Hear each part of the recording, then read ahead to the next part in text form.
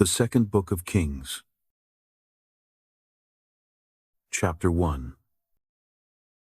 Moab rebelled against Israel after the death of Ahab. Ahaziah fell down through the lattice in his upper room that was in Samaria, and was sick. So he sent messengers, and said to them, Go, inquire of Baal-zebub, the god of Ekron, whether I will recover of this sickness. But the Lord's angel said to Elijah the Tishbite, Arise, go up to meet the messengers of the king of Samaria, and tell them, Is it because there is no God in Israel that you go to inquire of Baal-zebub, the god of Ekron? Now therefore, the Lord says, You will not come down from the bed where you have gone up, but you will surely die. Then Elijah departed. The messengers returned to him, and he said to them, Why is it that you have returned? They said to him, A man came up to meet us, and said to us, Go, return to the king who sent you, and tell him, The Lord says, Is it because there is no God in Israel that you send to inquire of Baal-zebub, the god of Ekron? Therefore you will not come down from the bed where you have gone up, but you will surely die. He said to them, What kind of man was he who came up to meet you and told you these words? They answered him, He was a hairy man, and wearing a leather belt around his waist. He said, It's Elijah the Tishbite. Then the king sent a captain of 50 with his 50 to him. He went up to him, and behold, he was sitting on the top of the hill. He said to him, Man of God, the king has said, Come down. Elijah answered to the captain of 50, If I am a man of God, then let fire come down from the sky and consume you and your 50. Then fire came down from the sky and consumed him and his 50. Again he sent to him another captain of 50 with his 50. He answered him, Man of God, the king has said, Come down quickly. Elijah answered them, If I am a man of God, then let fire come down from the sky and consume you and your 50. Then God's fire came down from the sky and consumed him and his 50. Again he sent the captain of a third 50 with his 50. The third captain of 50 went up and came and fell on his knees before Elijah and begged him and said to him, Man of God, please let my life and the life of these 50 of your servants be precious in your sight. Behold, fire came down from the sky and consumed the last two captains of 50 with their 50s. But now let my life be precious in your sight. The Lord's angel said to Elijah, Go down with him. Don't be afraid of him. Then he arose and went down with him to the king. He said to him, The Lord says, Because you have sent messengers to inquire of Baal-zebub, the god of Ekron, is it because there is no God in Israel to inquire of his word? Therefore, you will not come down from the bed where you have gone up, but you will surely die. So he died, according to the Lord's word which Elijah had spoken. Jehoram began to reign in his place in the 2nd year of Jehoram the son of Jehoshaphat, king of Judah, because he had no son. Now the rest of the acts of Ahaziah, which he did, aren't they written in the book of the Chronicles of the Kings of Israel? Chapter 2. When the Lord was about to take Elijah up by a whirlwind into heaven, Elijah went with Elisha from Gilgal. Elijah said to Elisha, Please wait here, for the Lord has sent me as far as Bethel. Elisha said, As the Lord lives, and as your soul lives, I will not leave you. So they went down to Bethel. The sons of the prophets who were at Bethel came out to Elisha and said to him, Do you know that the Lord will take away your master from over you today? He said, Yes, I know it. Hold your peace. Elijah said to him, Elisha, please wait here, for the Lord has sent me to Jericho. He said, As the Lord lives, and as your soul lives, I will not leave you. So they came to Jericho. The sons of the prophets who were at Jericho came near to Elisha and said to him, "Do you know that the Lord will take away your master from over you today?" He answered, "Yes, I know it. Hold your peace." Elijah said to him, "Please wait here, for the Lord has sent me to the Jordan." He said, "As the Lord lives, and as your soul lives, I will not leave you." Then they both went on. 50 men of the sons of the prophets went and stood opposite them at a distance, and they both stood by the Jordan. Elijah took his mantle, and rolled it up, and struck the waters, and they were divided here and there, so that they both went over on dry ground. When they had gone over, Elijah said to Elisha, "Ask what I shall do for you, before I am taken from you." Elisha said, "Please let a double portion of your spirit be on me." He said, "You have asked a hard thing. If you see me when I am taken from you, it will be so for you, but if not, it will not be so." As they continued on and talked, behold, a chariot of fire and horses of fire separated them, and Elijah went up by a whirlwind into heaven.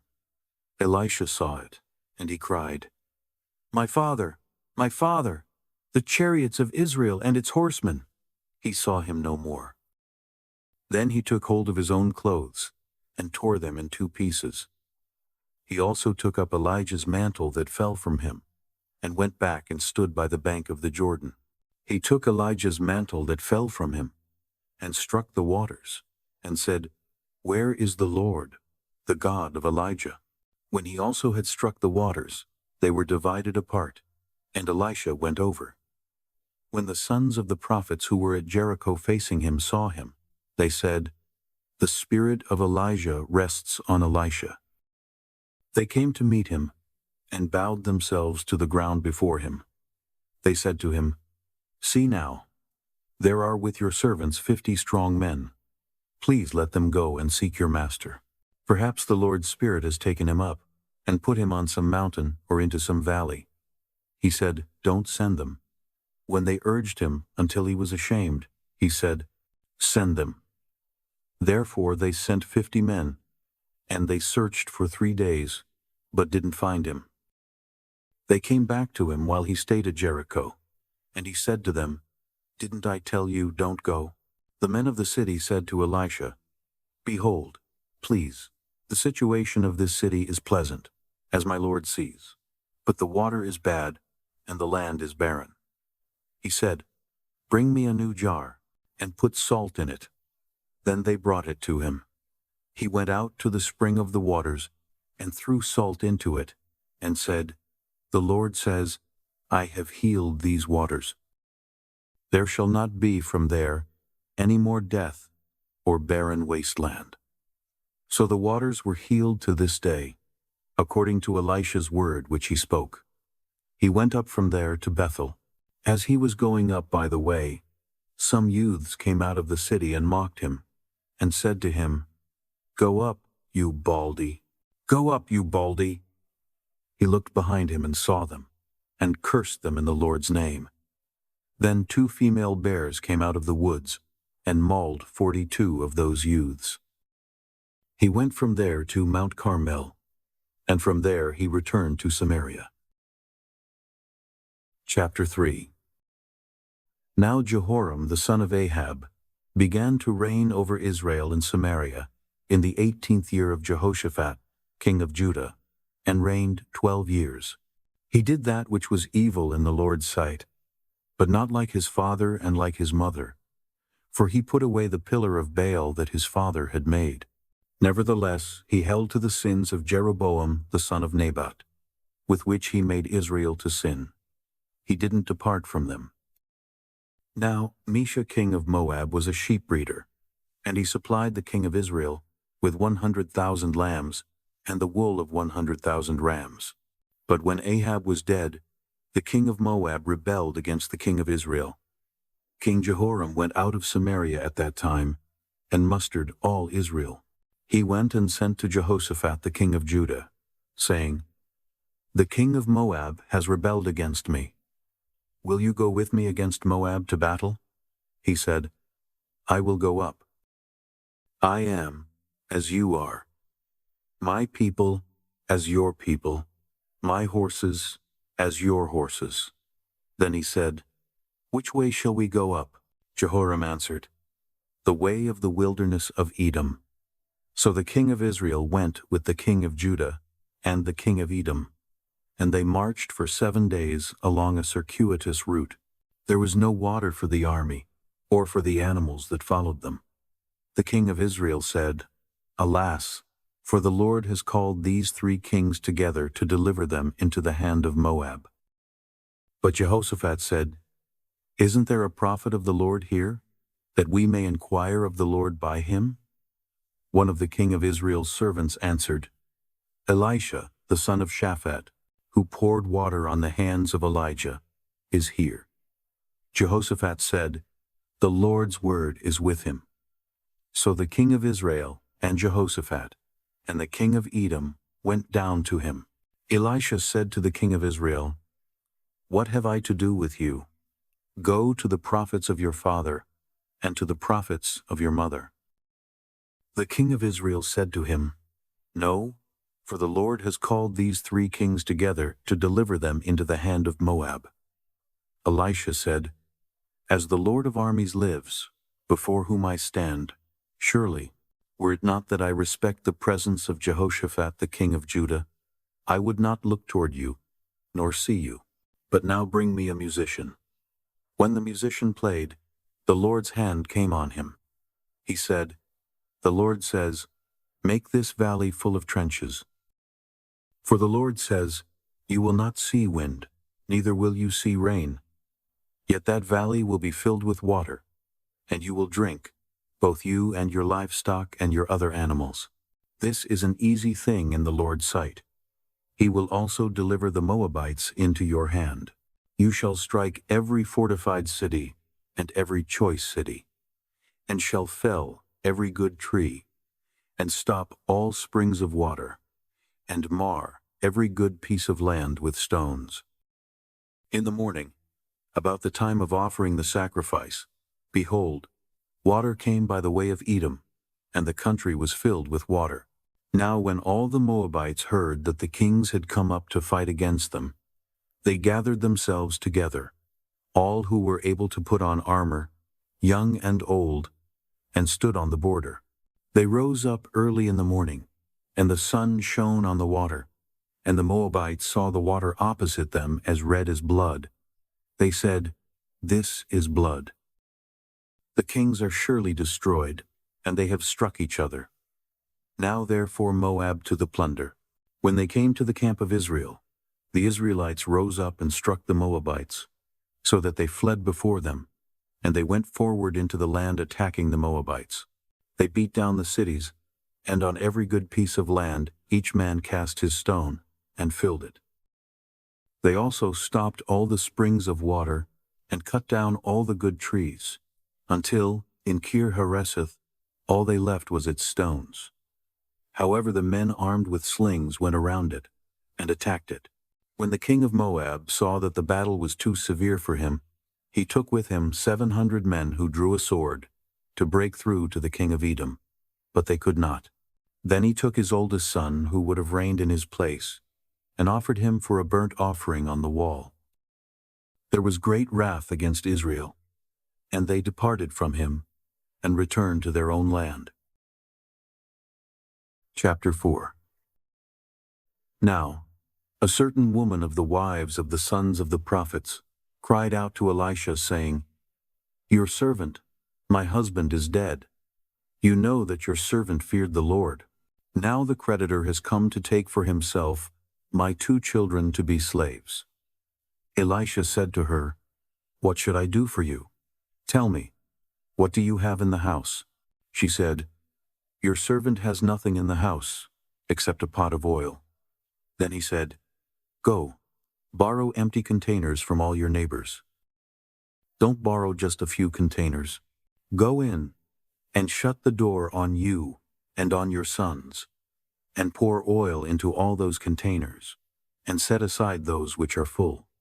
So she went from him, and shut the door on herself and on her sons.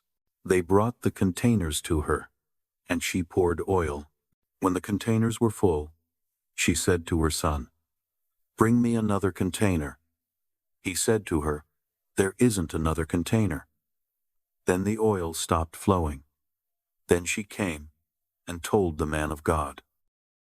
He said, "Go, sell the oil and pay your debt, and you and your sons live on the rest." One day, Elisha went to Shunem, where there was a prominent woman, and she persuaded him to eat bread. So it was that as often as he passed by, he turned in there to eat bread. She said to her husband, "See now, I perceive that this is a holy man of God who passes by us continually. Please, let's make a little room on the roof. Let's set a bed, a table, a chair, and a lampstand for him there. When he comes to us, he can stay there." One day he came there, and he went to the room and lay there. He said to Gehazi his servant, "Call this Shunammite." When he had called her, she stood before him. He said to him, "Say now to her, Behold, you have cared for us with all this care. What is to be done for you? Would you like to be spoken for to the king, or to the captain of the army?" She answered, "I dwell among my own people." He said, "What then is to be done for her?" Gehazi answered, "Most certainly she has no son, and her husband is old." He said, "Call her." When he had called her, she stood in the door. He said, "At this season next year, you will embrace a son." She said, "No, my lord, you man of God, do not lie to your servant." The woman conceived and bore a son at that season when the time came around, as Elisha had said to her. When the child was grown, one day he went out to his father to the reapers. He said to his father, "My head, my head." He said to his servant, "Carry him to his mother." When he had taken him and brought him to his mother, he sat on her knees until noon, and then died. She went up and laid him on the man of God's bed, and shut the door on him, and went out. She called to her husband and said, "Please send me one of the servants, and one of the donkeys, that I may run to the man of God and come again." He said, "Why would you want to go to him today? It is not a new moon or a Sabbath." She said, "It's all right." Then she saddled a donkey, and said to her servant, "Drive and go forward. Don't slow down for me, unless I ask you to." So she went, and came to the man of God to Mount Carmel. When the man of God saw her afar off, he said to Gehazi his servant, "Behold, there is the Shunammite. Please run now to meet her and ask her, 'Is it well with you? Is it well with your husband? Is it well with your child?'" She answered, "It is well." When she came to the man of God to the hill, she caught hold of his feet. Gehazi came near to thrust her away, but the man of God said, "Leave her alone, for her soul is troubled within her, and the Lord has hidden it from me, and has not told me." Then she said, "Did I ask you for a son, my lord? Didn't I say, 'Do not deceive me'?" Then he said to Gehazi, "Tuck your cloak into your belt, take my staff in your hand, and go your way. If you meet any man, don't greet him, and if anyone greets you, don't answer him again. Then lay my staff on the child's face." The child's mother said, "As the Lord lives, and as your soul lives, I will not leave you." So he arose and followed her. Gehazi went ahead of them, and laid the staff on the child's face. But there was no voice and no hearing. Therefore he returned to meet him, and told him, "The child has not awakened." When Elisha had come into the house, behold, the child was dead and lying on his bed. He went in, therefore, and shut the door on them both, and prayed to the Lord. He went up and lay on the child, and put his mouth on his mouth, and his eyes on his eyes, and his hands on his hands. He stretched himself on him, and the child's flesh grew warm. Then he returned, and walked in the house once back and forth, then went up and stretched himself out on him. Then the child sneezed 7 times, and the child opened his eyes. He called Gehazi, and said, "Call this Shunammite." So he called her. When she had come in to him, he said, "Take up your son." Then she went in, fell at his feet, and bowed herself to the ground. Then she picked up her son, and went out. Elisha came again to Gilgal. There was a famine in the land, and the sons of the prophets were sitting before him. And he said to his servant, "Get the large pot, and boil stew for the sons of the prophets." One went out into the field to gather herbs, and found a wild vine, and gathered a lap full of wild gourds from it, and came and cut them up into the pot of stew, for they didn't recognize them. So they poured out for the men to eat. As they were eating some of the stew, they cried out and said, "Man of God, there is death in the pot," and they could not eat it. But he said, "Then bring meal." He threw it into the pot, and he said, "Serve it to the people, that they may eat." And there was nothing harmful in the pot. A man from Baal Shalisha came, and brought the man of God some bread of the first fruits, 20 loaves of barley and fresh ears of grain in his sack. Elisha said, "Give to the people that they may eat." His servant said, "What? Should I set this before 100 men? But he said, "Give it to the people, that they may eat. For the Lord says, they will eat, and will have some left over." So he set it before them, and they ate, and had some left over, according to the Lord's word. Chapter 5. Now Naaman, captain of the army of the king of Syria, was a great man with his master, and honorable, because by him the Lord had given victory to Syria. He was also a mighty man of valor, but he was a leper. The Syrians had gone out in bands, and had brought away captive out of the land of Israel a little girl, and she waited on Naaman's wife. She said to her mistress, "I wish that my Lord were with the prophet who is in Samaria. Then he would heal him of his leprosy." Someone went in, and told his Lord, saying, "The girl who is from the land of Israel said this. The king of Syria said, 'Go now, and I will send a letter to the king of Israel.'" He departed, and took with him 10 talents of silver, 6,000 pieces of gold, and 10 changes of clothing. He brought the letter to the king of Israel, saying, "Now when this letter has come to you, behold, I have sent Naaman my servant to you, that you may heal him of his leprosy." When the king of Israel had read the letter, he tore his clothes and said, "Am I God, to kill and to make alive, that this man sends to me to heal a man of his leprosy? But please consider, and see how he seeks a quarrel against me." It was so, when Elisha, the man of God, heard that the king of Israel had torn his clothes, that he sent to the king, saying, "Why have you torn your clothes?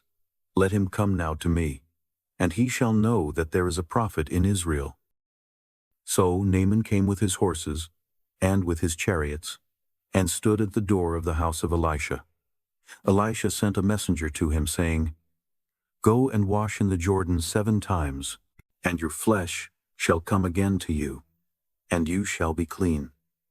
But Naaman was angry, and went away and said, "Behold, I thought, he will surely come out to me, and stand, and call on the name of the Lord his God, and wave his hand over the place, and heal the leper.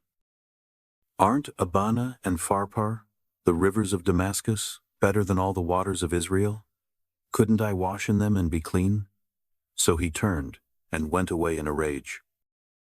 His servants came near and spoke to him, and said, "My father, if the prophet had asked you, 'Do some great thing,' wouldn't you have done it? How much rather then, when he says to you, 'Wash and be clean'?" Then went he down and dipped himself 7 times in the Jordan, according to the saying of the man of God. and his flesh was restored like the flesh of a little child, and he was clean. He returned to the man of God, he and all his company, and came and stood before him. And he said, See now, I know that there is no God in all the earth, but in Israel. Now therefore, please take a gift from your servant. But he said, As the Lord lives, before whom I stand, I will receive none. He urged him to take it, but he refused. Naaman said, If not, then please let 2 mules' load of earth be given to your servant.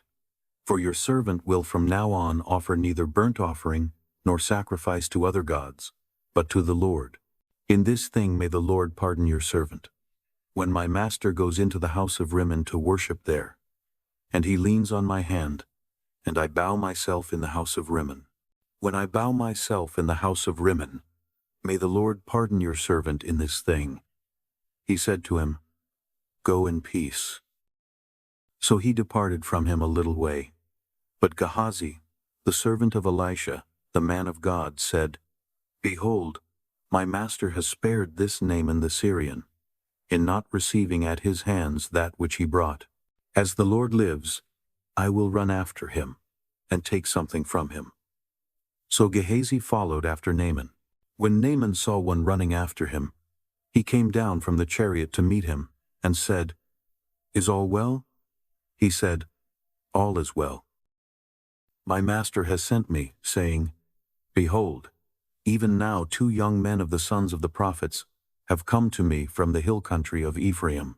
Please give them a talent of silver and 2 changes of clothing. Naaman said, Be pleased to take 2 talents. He urged him, and bound 2 talents of silver in 2 bags, with 2 changes of clothing, and laid them on 2 of his servants, and they carried them before him. When he came to the hill, he took them from their hand, and stored them in the house. Then he let the men go, and they departed. But he went in, and stood before his master. Elisha said to him, Where did you come from, Gehazi? He said, Your servant went nowhere. He said to him, Didn't my heart go with you when the man turned from his chariot to meet you? Is it a time to receive money, and to receive garments, and olive groves and vineyards, and sheep and cattle, and male servants, and female servants? Therefore the leprosy of Naaman will cling to you, and to your offspring forever. He went out from his presence a leper, as white as snow. Chapter 6. The sons of the prophets said to Elisha, See now, the place where we live and meet with you is too small for us. Please let us go to the Jordan, and each man take a beam from there, and let's make us a place there, where we may live. He answered, Go. One said, Please be pleased to go with your servants. He answered, I will go. So he went with them. When they came to the Jordan, they cut down wood. But as one was cutting down a tree, the axe head fell into the water. Then he cried out and said, Alas, my master, for it was borrowed. The man of God asked, Where did it fall? He showed him the place. He cut down a stick, threw it in there, and made the iron float. He said, Take it. So he put out his hand and took it.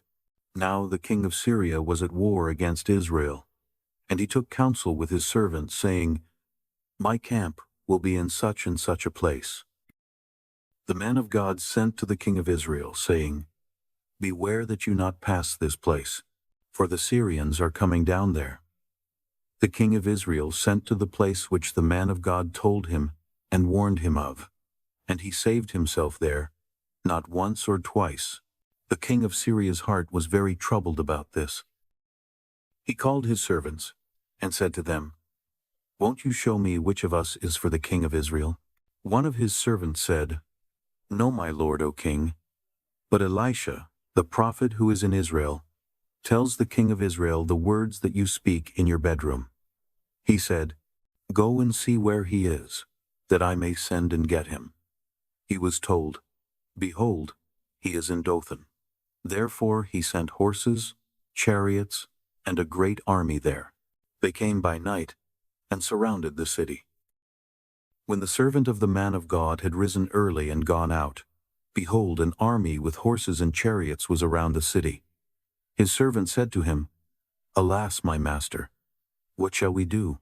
He answered, "Don't be afraid, for those who are with us are more than those who are with them." Elisha prayed and said, "Lord, please open his eyes, that he may see." The Lord opened the young man's eyes, and he saw. And behold, the mountain was full of horses and chariots of fire around Elisha.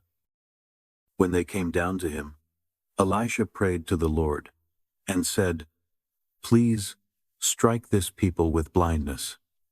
He struck them with blindness according to Elisha's word. Elisha said to them, "This is not the way, neither is this the city. Follow me, and I will bring you to the man whom you seek." He led them to Samaria. When they had come into Samaria, Elisha said, "Lord, open these men's eyes, that they may see." The Lord opened their eyes, and they saw, and behold, they were in the middle of Samaria. The king of Israel said to Elisha, when he saw them, "My father, shall I strike them? Shall I strike them?" He answered, "You shall not strike them. Would you strike those whom you have taken captive with your sword and with your bow?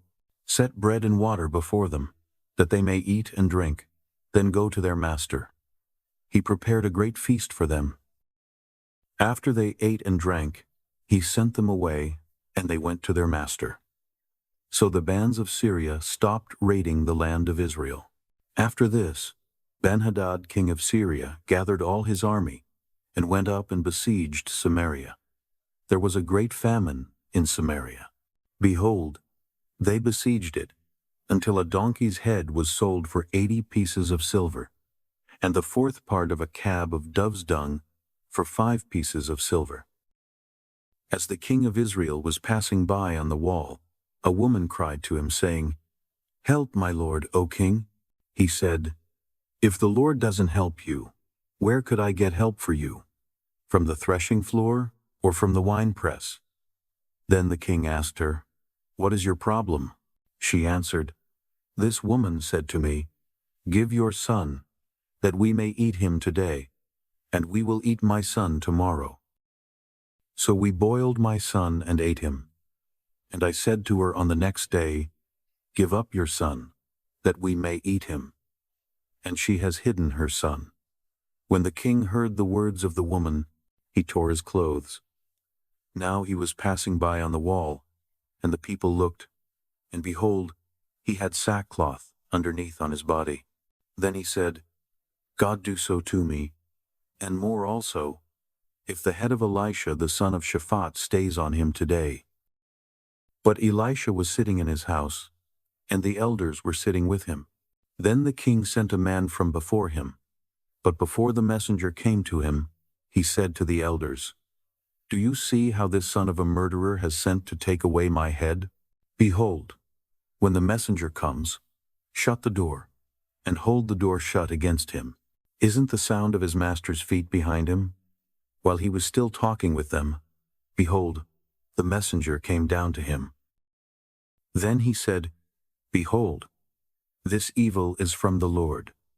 Why should I wait for the Lord any longer?" Chapter 7. Elisha said, "Hear the Lord's word. The Lord says, Tomorrow about this time a seah of fine flour will be sold for a shekel, and 2 seahs of barley for a shekel, in the gate of Samaria."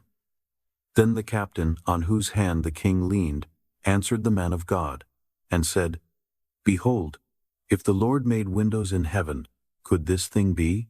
He said, "Behold, you will see it with your eyes, but will not eat of it." Now there were 4 leprous men at the entrance of the gate. They said to one another, "Why do we sit here until we die? If we say, 'We will enter into the city,' then the famine is in the city, and we will die there. If we sit still here, we also die. Now therefore come, and let's surrender to the army of the Syrians." If they save us alive, we will live, and if they kill us, we will only die." They rose up in the twilight to go to the camp of the Syrians. When they had come to the outermost part of the camp of the Syrians, behold, no man was there. For the Lord had made the army of the Syrians to hear the sound of chariots and the sound of horses, even the noise of a great army.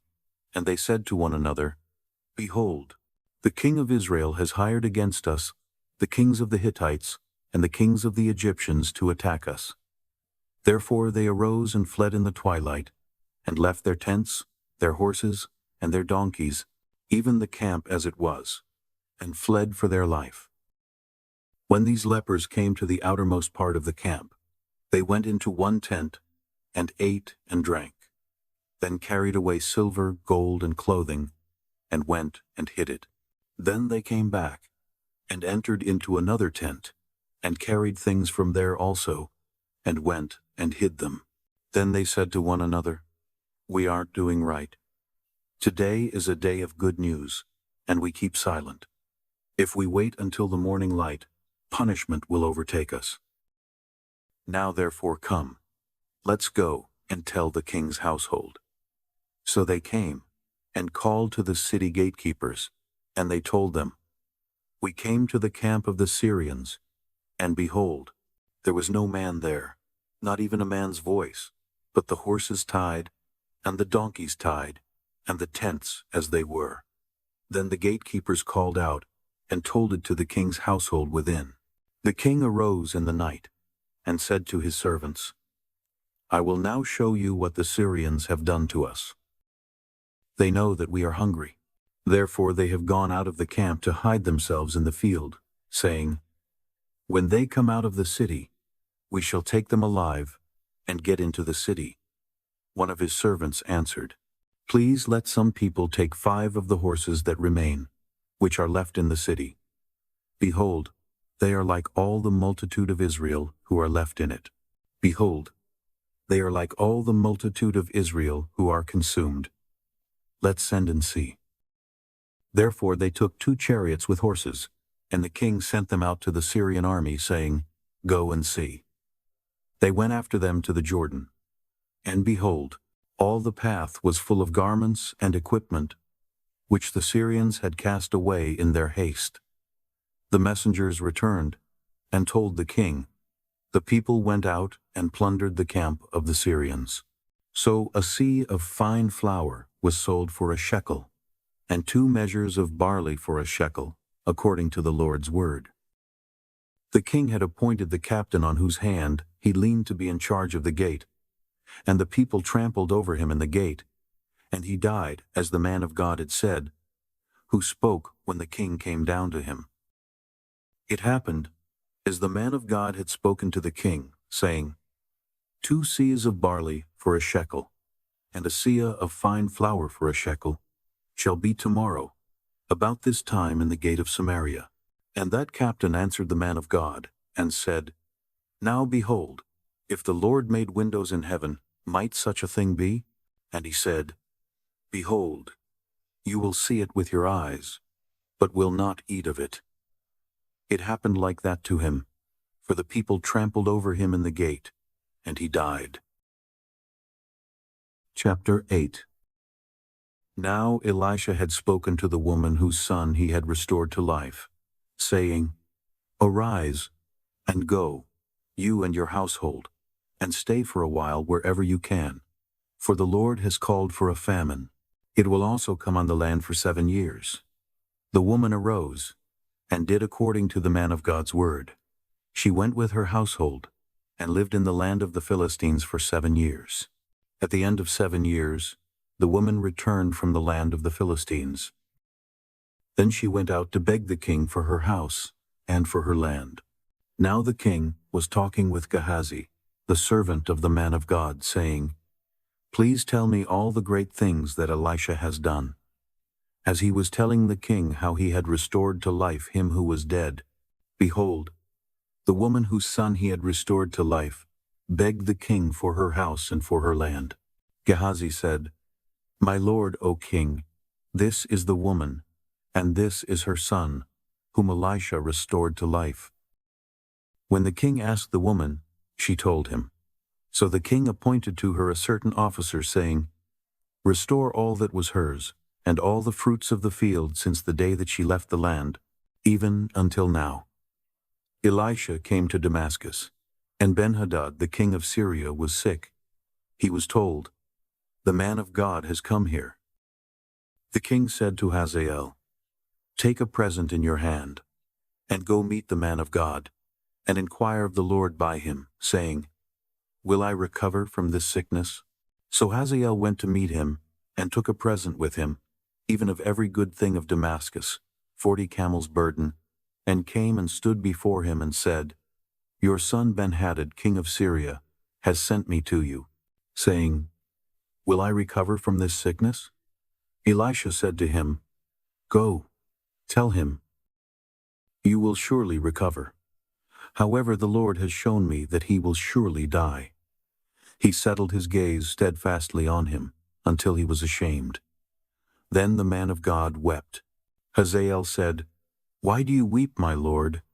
He answered, "Because I know the evil that you will do to the children of Israel. You will set their strongholds on fire, and you will kill their young men with the sword, and will dash their little ones in pieces, and rip up their pregnant women." Hazael said, "But what is your servant, who is but a dog, that he could do this great thing?"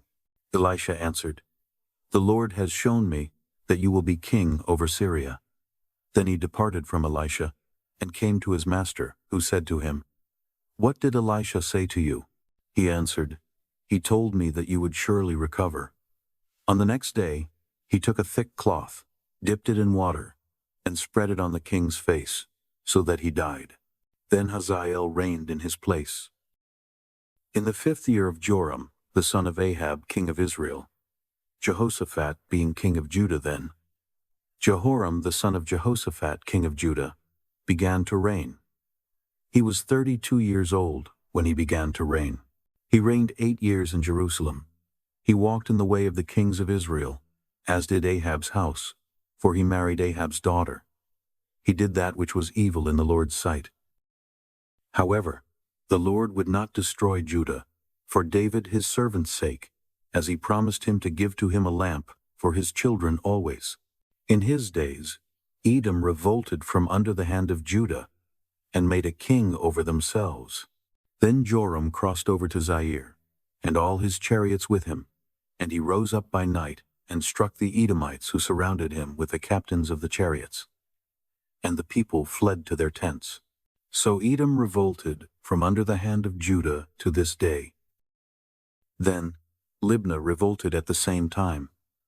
The rest of the acts of Joram, and all that he did, aren't they written in the book of the Chronicles of the kings of Judah? Joram slept with his fathers, and was buried with his fathers in David's city, and Ahaziah his son reigned in his place.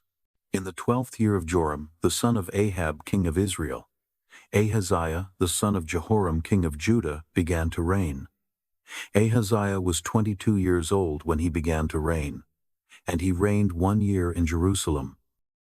His mother's name was Athaliah, the daughter of Omri, king of Israel. He walked in the way of Ahab's house, and did that which was evil in the Lord's sight, as did Ahab's house, for he was the son-in-law of Ahab's house. He went with Joram the son of Ahab to war against Hazael king of Syria at Ramoth-Gilead, and the Syrians wounded Joram. King Joram returned to be healed in Jezreel from the wounds which the Syrians had given him at Ramah, when he fought against Hazael king of Syria. Ahaziah the son of Jehoram, king of Judah, went down to see Joram the son of Ahab in Jezreel, because he was sick. Chapter 9.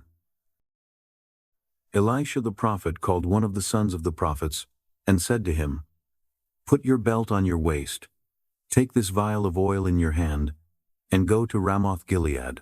When you come there, find Jehu the son of Jehoshaphat the son of Nimshi, and go in and make him rise up from among his brothers, and take him to an inner room.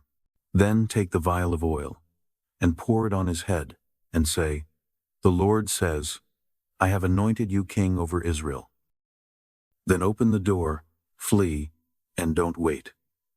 So the young man, the young prophet, went to Ramoth Gilead. When he came, behold, the captains of the army were sitting.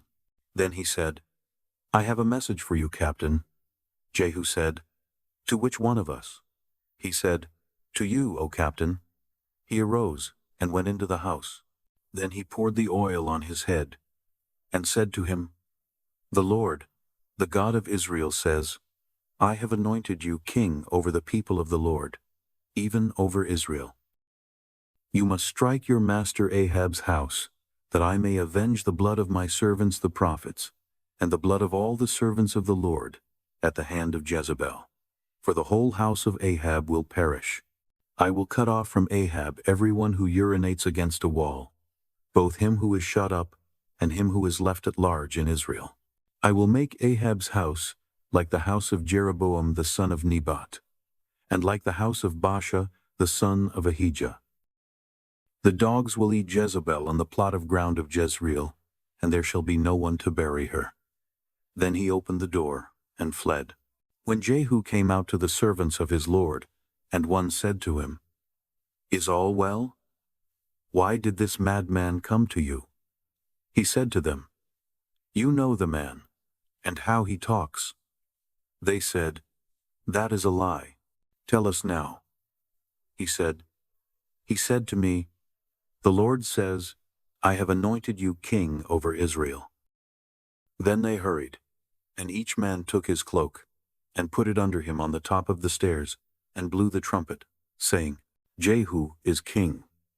So Jehu the son of Jehoshaphat, the son of Nimshi, conspired against Joram. Now Joram was defending Ramoth Gilead, he and all Israel, because of Hazael king of Syria. But King Joram had returned to be healed in Jezreel of the wounds which the Syrians had given him when he fought with Hazael king of Syria. Jehu said, "If this is your thinking, then let no one escape and go out of the city to go to tell it in Jezreel." So Jehu rode in a chariot and went to Jezreel, for Joram lay there. Ahaziah king of Judah had come down to see Joram. Now the watchman was standing on the tower in Jezreel, and he spied the company of Jehu as he came, and said, "I see a company." Joram said, "Take a horseman, and send to meet them, and let him say, 'Is it peace?'" So one went on horseback to meet him, and said, "The king says, 'Is it peace?'" Jehu said, "What do you have to do with peace? Fall in behind me." The watchman said, "The messenger came to them, but he isn't coming back." Then he sent out a second on horseback, who came to them and said, "The king says, 'Is it peace?'" Jehu answered, "What do you have to do with peace? Fall in behind me." The watchman said, "He came to them, and isn't coming back." The driving is like the driving of Jehu, the son of Nimshi, for he drives furiously. Joram said, "Get ready." They got his chariot ready. Then Joram, king of Israel, and Ahaziah, king of Judah, went out, each in his chariot. And they went out to meet Jehu, and found him on Naboth the Jezreelite's land. When Joram saw Jehu, he said, "Is it peace, Jehu?" He answered, "What peace, so long as the prostitution of your mother Jezebel and her witchcraft abound?" Joram turned his hands and fled, and said to Ahaziah, "This is treason, Ahaziah." Jehu drew his bow with his full strength, and struck Joram between his arms, and the arrow went out at his heart, and he sunk down in his chariot. Then Jehu said to Bidkar his captain, "Pick him up, and throw him in the plot of the field of Naboth the Jezreelite. For remember how, when you and I rode together after Ahab his father, the Lord laid this burden on him. Surely I have seen yesterday the blood of Naboth, and the blood of his sons, says the Lord, and I will repay you in this plot of ground, says the Lord. Now therefore take and cast him onto the plot of ground, according to the Lord's word." But when Ahaziah the king of Judah saw this, he fled by the way of the garden house. Jehu followed after him, and said, "Strike him also in the chariot." They struck him at the ascent of Gur, which is by Ibleam. He fled to Megiddo and died there. His servants carried him in a chariot to Jerusalem and buried him in his tomb with his fathers in David's city. In the 11th year of Joram, the son of Ahab, Ahaziah began to reign over Judah. When Jehu had come to Jezreel, Jezebel heard of it, and she painted her eyes, and adorned her head, and looked out at the window. As Jehu entered in at the gate, she said, "Do you come in peace, Zimri, you murderer of your master?"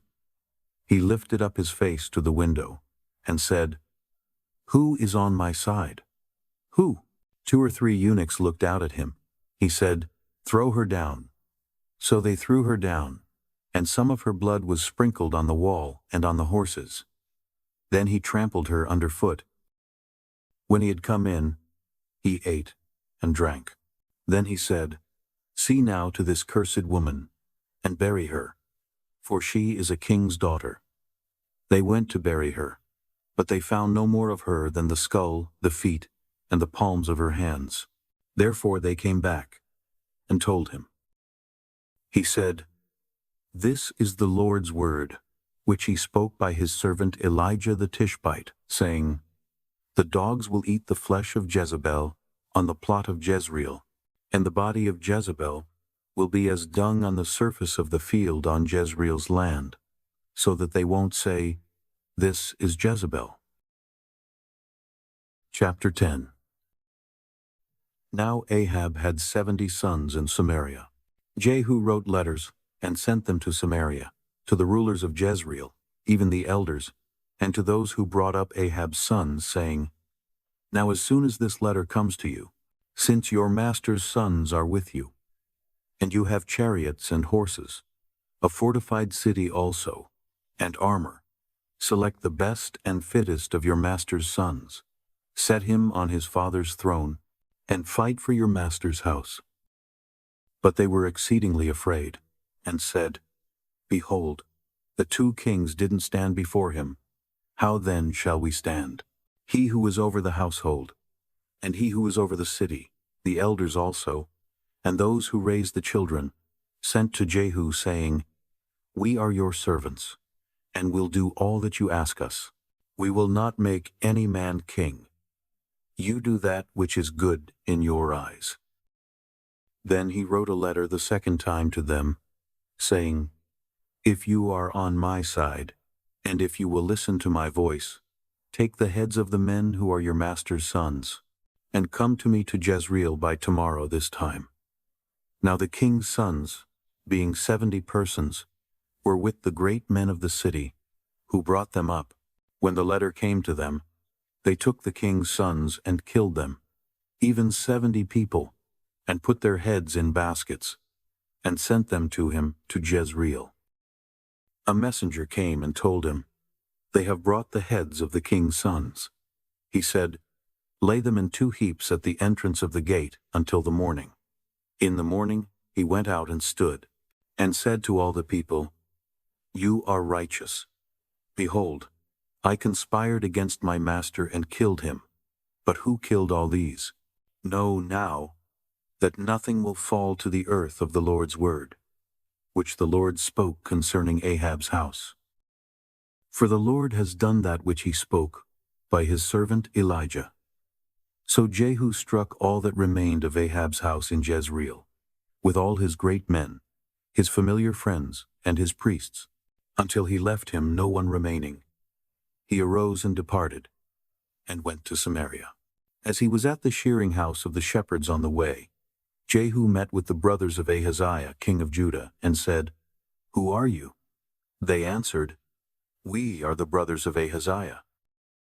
We are going down to greet the children of the king and the children of the queen." He said, "Take them alive." They took them alive and killed them at the pit of the shearing house, even 42 men. He didn't leave any of them. When he had departed from there, he met Jehonadab the son of Rechab coming to meet him. He greeted him and said to him, "Is your heart right, as my heart is with your heart? Jehonadab answered, It is. If it is, give me your hand. He gave him his hand, and he took him up to him into the chariot. He said, Come with me, and see my zeal for the Lord. So they made him ride in his chariot. When he came to Samaria, he struck all who remained to Ahab in Samaria, until he had destroyed them, according to the Lord's word which he spoke to Elijah.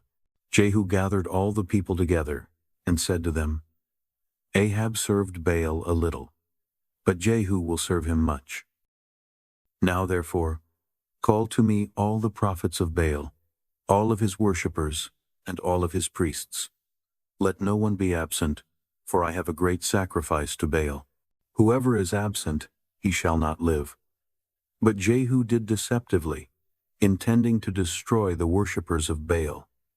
Jehu said, Sanctify a solemn assembly for Baal. So they proclaimed it. Jehu sent through all Israel, and all the worshippers of Baal came, so that there was not a man left that didn't come. They came into the house of Baal, and the house of Baal was filled from one end to another. He said to him who kept the wardrobe, Bring out robes for all the worshippers of Baal. So he brought robes out to them. Jehu went with Jehonadab, the son of Rechab, into the house of Baal. Then he said to the worshippers of Baal, Search, and see that none of the servants of the Lord are here with you, but only the worshippers of Baal. So they went in to offer sacrifices and burnt offerings. Now Jehu had appointed for himself 80 men outside, and said, If any of the men whom I bring into your hands escape, he who lets him go, his life shall be for the life of him. As soon as he had finished offering the burnt offering, Jehu said to the guard and to the captains, Go in and kill them, let no one escape. So they struck them with the edge of the sword. The guard and the captains threw the bodies out, and went to the inner shrine of the house of Baal. They brought out the pillars that were in the house of Baal and burned them. They broke down the pillar of Baal, and broke down the house of Baal, and made it a latrine to this day. Thus Jehu destroyed Baal out of Israel. However, Jehu didn't depart from the sins of Jeroboam the son of Nebat, with which he made Israel to sin the golden calves that were in Bethel and that were in Dan. The Lord said to Jehu, Because you have done well in executing that which is right in my eyes, and have done to Ahab's house according to all that was in my heart, your descendants shall sit on the throne of Israel to the 4th generation. But Jehu took no heed to walk in the law of the Lord, the God of Israel, with all his heart. He didn't depart from the sins of Jeroboam, with which he made Israel to sin. In those days the Lord began to cut away parts of Israel, and Hazael struck them in all the borders of Israel from the Jordan eastward, all the land of Gilead, the Gadites, and the Reubenites, and the Manassites, from Aroer, which is by the valley of the Arnon, even Gilead and Bashan. Now the rest of the acts of Jehu, and all that he did, and all his might, aren't they written in the book of the Chronicles of the kings of Israel? Jehu slept with his fathers, and they buried him in Samaria. Jehoahaz his son reigned in his place. The time that Jehu reigned over Israel in Samaria was 28 years. Chapter 11. Now when Athaliah the mother of Ahaziah saw that her son was dead, she arose and destroyed all the royal offspring. But Jehosheba, the daughter of King Joram, sister of Ahaziah, took Joash the son of Ahaziah, and stole him away from among the king's sons who were slain, even him and his nurse, and put them in the bedroom, and they hid him from Athaliah, so that he was not slain. He was with her hidden in the Lord's house 6 years, while Athaliah reigned over the land. In the 7th year Jehoiada sent and fetched the captains over hundreds of the Carites and of the guard, and brought them to him into the Lord's house. And he made a covenant with them, and made a covenant with them in the Lord's house, and showed them the king's son. He commanded them, saying, This is what you must do. A third of you, who come in on the Sabbath, shall be keepers of the watch of the king's house. A third of you shall be at the gate Sur, and a third of you at the gate behind the guard. So you shall keep the watch of the house, and be a barrier. The 2 companies of you, even all who go out on the Sabbath, shall keep the watch of the Lord's house around the king. You shall surround the king, every man with his weapons in his hand, and he who comes within the ranks, let him be slain. Be with the king when he goes out, and when he comes in. The captains over hundreds did according to all that Jehoiada the priest commanded, and they each took his men, those who were to come in on the Sabbath, with those who were to go out on the Sabbath, and came to Jehoiada the priest. The priest delivered to the captains over hundreds the spears and shields that had been King David's, which were in the Lord's house. The guard stood, every man with his weapons in his hand, from the right side of the house to the left side of the house, along by the altar and the house around the king. Then he brought out the king's son, and put the crown on him, and gave him the covenant. And they made him king, and anointed him. And they clapped their hands and said, Long live the king.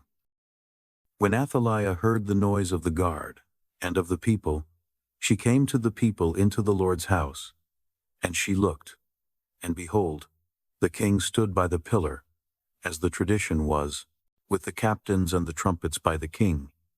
And all the people of the land rejoiced, and blew trumpets. Then Athaliah tore her clothes and cried, Treason! Treason! Jehoiada the priest commanded the captains of hundreds who were set over the army, and said to them, Bring her out between the ranks. Kill anyone who follows her with the sword. For the priest said, Don't let her be slain in the Lord's house. So they seized her, and she went by the way of the horses' entry to the king's house, and she was slain there. Jehoiada made a covenant between the Lord and the king and the people, that they should be the Lord's people, also between the king and the people. All the people of the land went to the house of Baal, and broke it down. They broke his altars and his images in pieces thoroughly, and killed Mattan the priest of Baal before the altars. The priest appointed officers over the Lord's house. He took the captains over hundreds, and the Carites, and the guard, and all the people of the land, and they brought down the king from the Lord's house, and came by the way of the gate of the guard to the king's house. He sat on the throne of the kings. So all the people of the land rejoiced, and the city was quiet. They had slain Athaliah with the sword at the king's house. Jehoash was 7 years old when he began to reign. Chapter 12. Jehoash began to reign in the 7th year of Jehu, and he reigned 40 years in Jerusalem. His mother's name was Zibiah of Beersheba. Jehoash did that which was right in the Lord's eyes, all his days in which Jehoiada the priest instructed him. However, the high places were not taken away. The people still sacrificed and burned incense in the high places.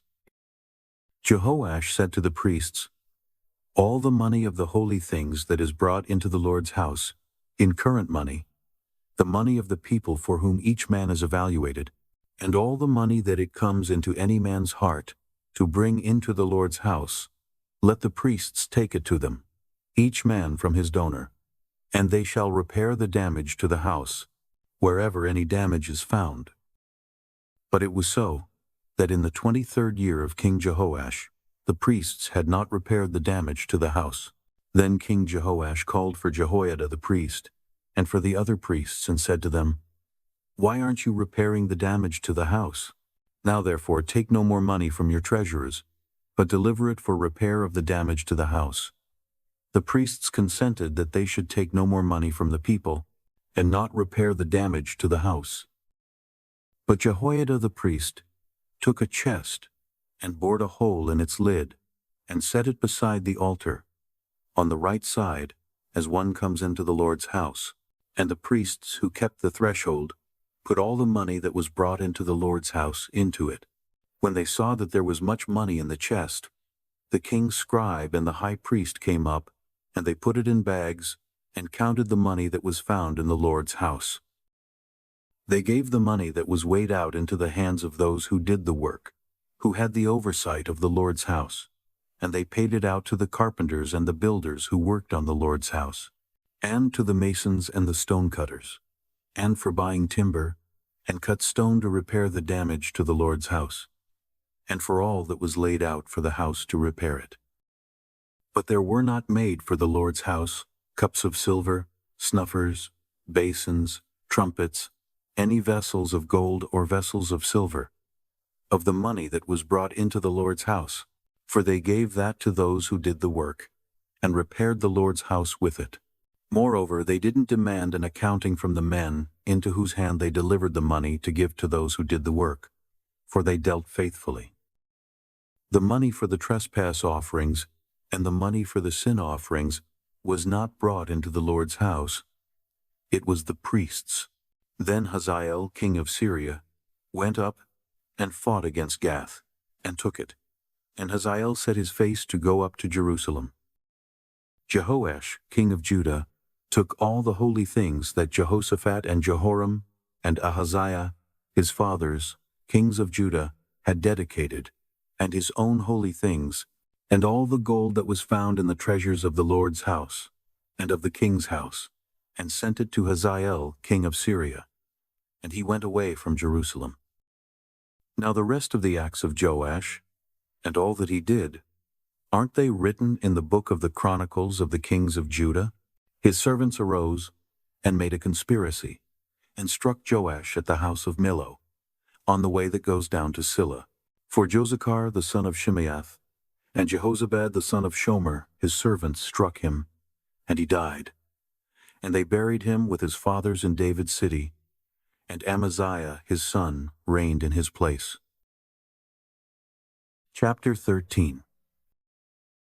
In the 23rd year of Joash, the son of Ahaziah, king of Judah, Jehoahaz the son of Jehu began to reign over Israel and Samaria for 17 years. He did that which was evil in the Lord's sight, and followed the sins of Jeroboam the son of Nebat, with which he made Israel to sin. He didn't depart from it. The Lord's anger burned against Israel, and he delivered them into the hand of Hazael king of Syria, and into the hand of Benhadad the son of Hazael continually. Jehoahaz begged the Lord, and the Lord listened to him, for he saw the oppression of Israel, how the king of Syria oppressed them. The Lord gave Israel a Savior, so that they went out from under the hand of the Syrians, and the children of Israel lived in their tents as before. Nevertheless, they didn't depart from the sins of the house of Jeroboam, with which he made Israel to sin, but walked in them, and the Asherah also remained in Samaria. For he didn't leave to Jehoahaz of the people any more than 50 horsemen, and 10 chariots, and 10,000 footmen. For the king of Syria destroyed them, and made them like the dust in threshing. Now the rest of the acts of Jehoahaz, and all that he did, and his might, aren't they written in the book of the Chronicles of the kings of Israel? Jehoahaz slept with his fathers, and they buried him in Samaria.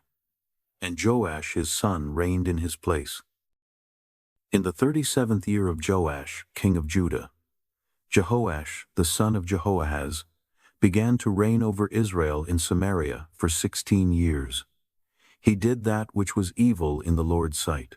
He didn't depart from all the sins of Jeroboam the son of Nebat, with which he made Israel to sin, but he walked in them.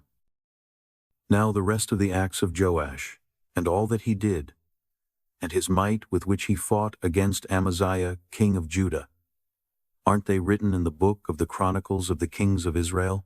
Joash slept with his fathers, and Jeroboam sat on his throne. Joash was buried in Samaria with the kings of Israel. Now Elisha became sick with the illness of which he died, and Joash, the king of Israel, came down to him, and wept over him, and said, my father, the chariots of Israel and its horsemen. Elisha said to him, take bow and arrows. And he took bow and arrows for himself. He said to the king of Israel, put your hand on the bow. and he put his hand on it. Elisha laid his hands on the king's hands. He said, "Open the window eastward," and he opened it. Then Elisha said, "Shoot." And he shot. He said, "The Lord's arrow of victory, even the arrow of victory over Syria, for you will strike the Syrians in Aphek until you have consumed them." He said, "Take the arrows," and he took them. He said to the king of Israel, "Strike the ground," and he struck 3 times, and stopped. The man of God was angry with him and said, "You should have struck 5 or 6 times. Then you would have struck Syria until you had consumed it. But now you will strike Syria just 3 times." Elisha died, and they buried him. Now the bands of the Moabites invaded the land at the coming in of the year. As they were burying a man, behold, they saw a band of raiders, and they threw the man into Elisha's tomb.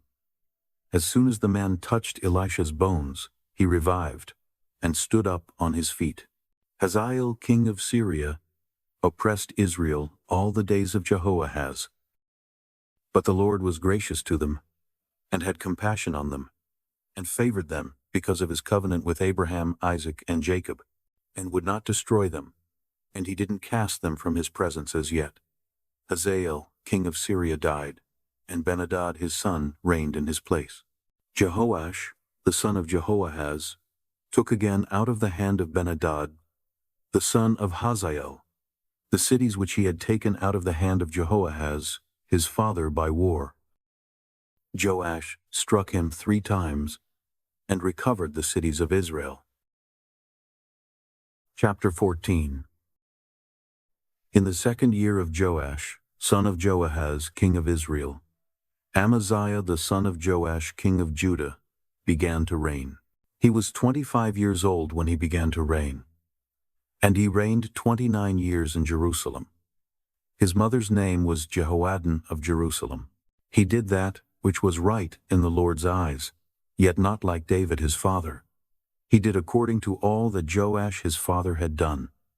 However, the high places were not taken away. The people still sacrificed and burned incense in the high places. As soon as the kingdom was established in his hand, he killed his servants who had slain the king his father. But the children of the murderers he didn't put to death, according to that which is written in the book of the law of Moses, as the Lord commanded, saying, "The fathers shall not be put to death for the children, nor the children be put to death for the fathers, but every man shall die for his own sin." He killed 10,000 Edomites in the valley of Salt, and took Selah by war, and called its name Yoktael to this day. Then Amaziah sent messengers to Jehoash, the son of Jehoahaz, son of Jehu, king of Israel, saying, "Come, let's look one another in the face." Jehoash the king of Israel sent to Amaziah king of Judah, saying, "The thistle that was in Lebanon sent to the cedar that was in Lebanon, saying, 'Give your daughter to my son as wife.'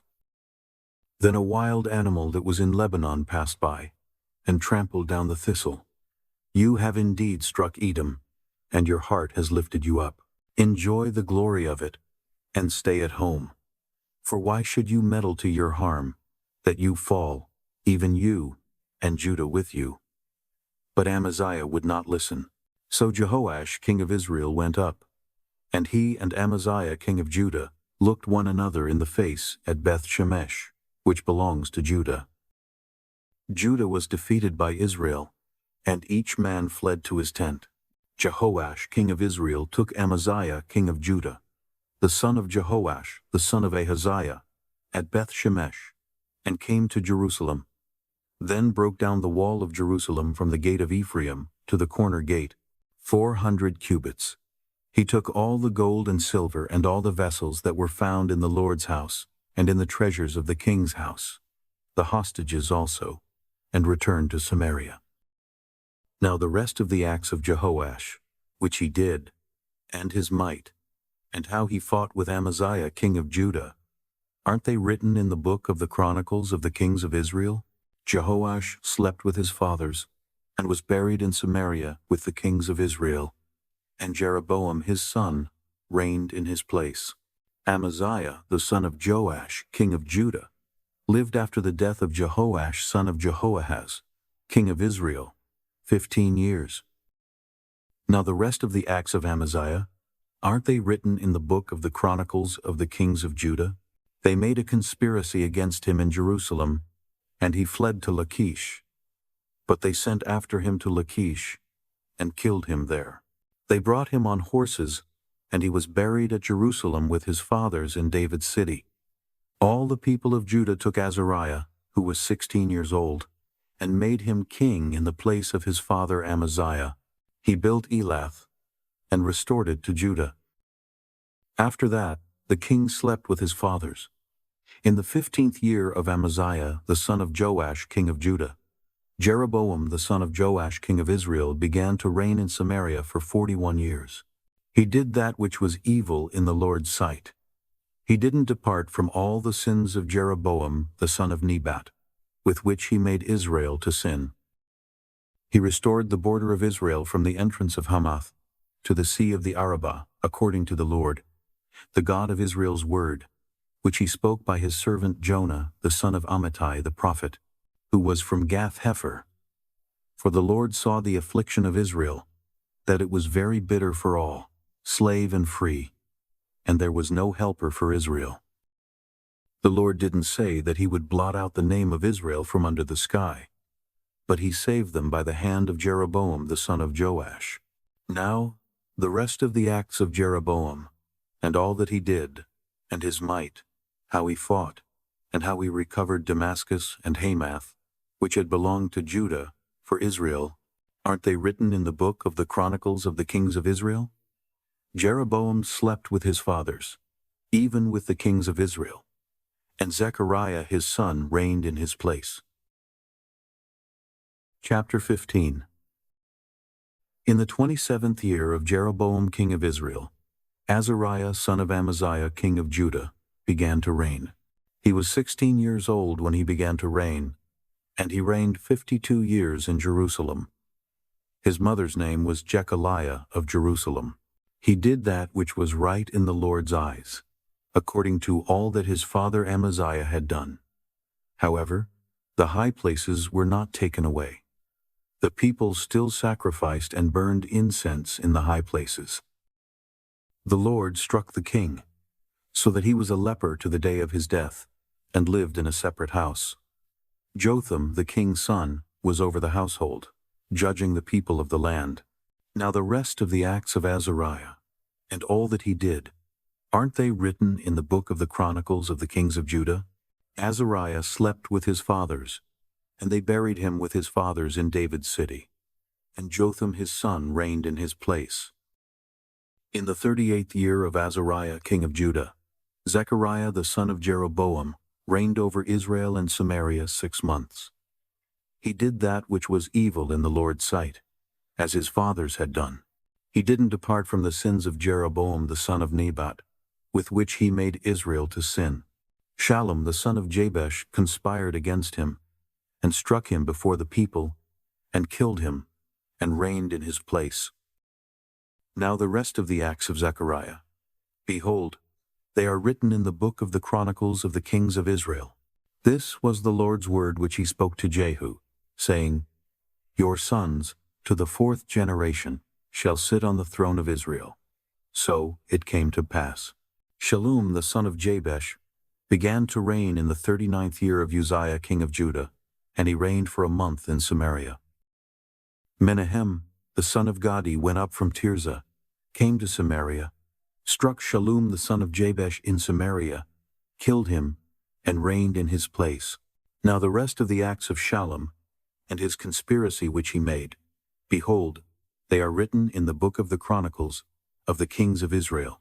Then Menahem attacked Tiphsah, and all who were in it, and its border areas, from Tirzah. He attacked it because they didn't open their gates to him, and he ripped up all their women who were with child. In the 39th year of Azariah, king of Judah, Menahem the son of Gadi began to reign over Israel for 10 years in Samaria. He did that which was evil in the Lord's sight. He didn't depart all his days from the sins of Jeroboam, the son of Nebat, with which he made Israel to sin. Pul the king of Assyria came against the land, and Menahem gave Pul 1,000 talents of silver, that his hand might be with him to confirm the kingdom in his hand. Menahem exacted the money from Israel, even from all the mighty men of wealth, from each man 50 shekels of silver, to give to the king of Assyria. So the king of Assyria turned back, and didn't stay there in the land.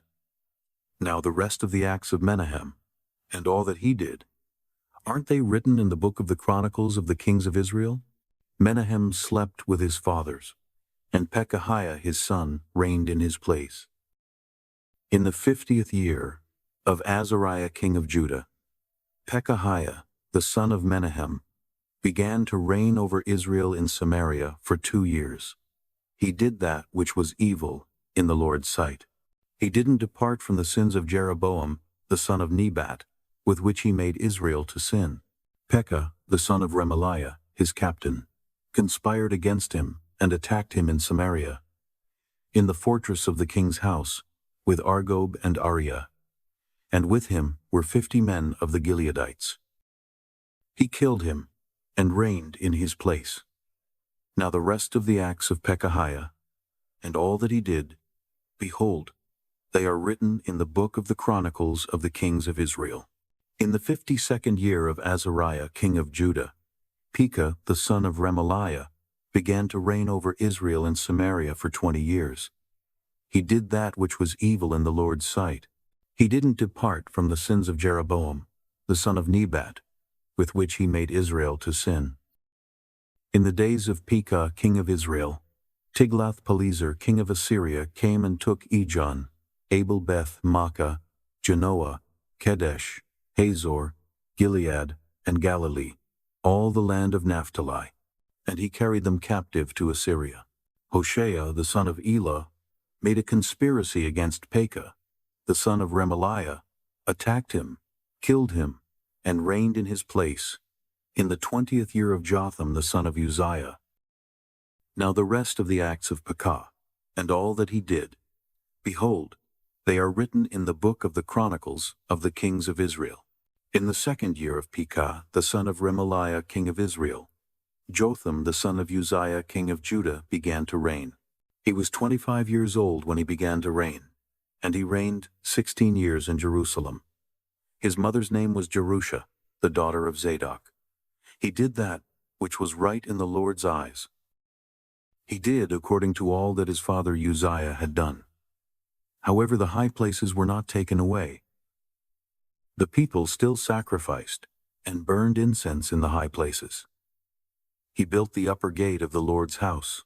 Now the rest of the acts of Jotham, and all that he did, aren't they written in the book of the Chronicles of the kings of Judah? In those days, the Lord began to send Rezin the king of Syria, and Pekah the son of Remaliah, against Judah. Jotham slept with his fathers, and was buried with his fathers in his father David's city, and Ahaz his son reigned in his place. Chapter 16. In the 17th year of Pekah, the son of Remaliah, Ahaz the son of Jotham king of Judah began to reign. Ahaz was 20 years old when he began to reign, and he reigned 16 years in Jerusalem. He didn't do that which was right in the Lord his God's eyes, like David his father. But he walked in the way of the kings of Israel, and even made his son to pass through the fire, according to the abominations of the nations whom the Lord cast out from before the children of Israel. He sacrificed and burned incense in the high places, on the hills, and under every green tree.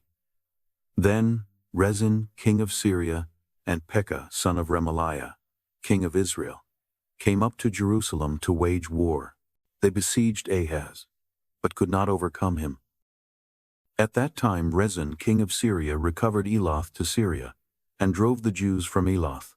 And the Syrians came to Elath, and lived there to this day.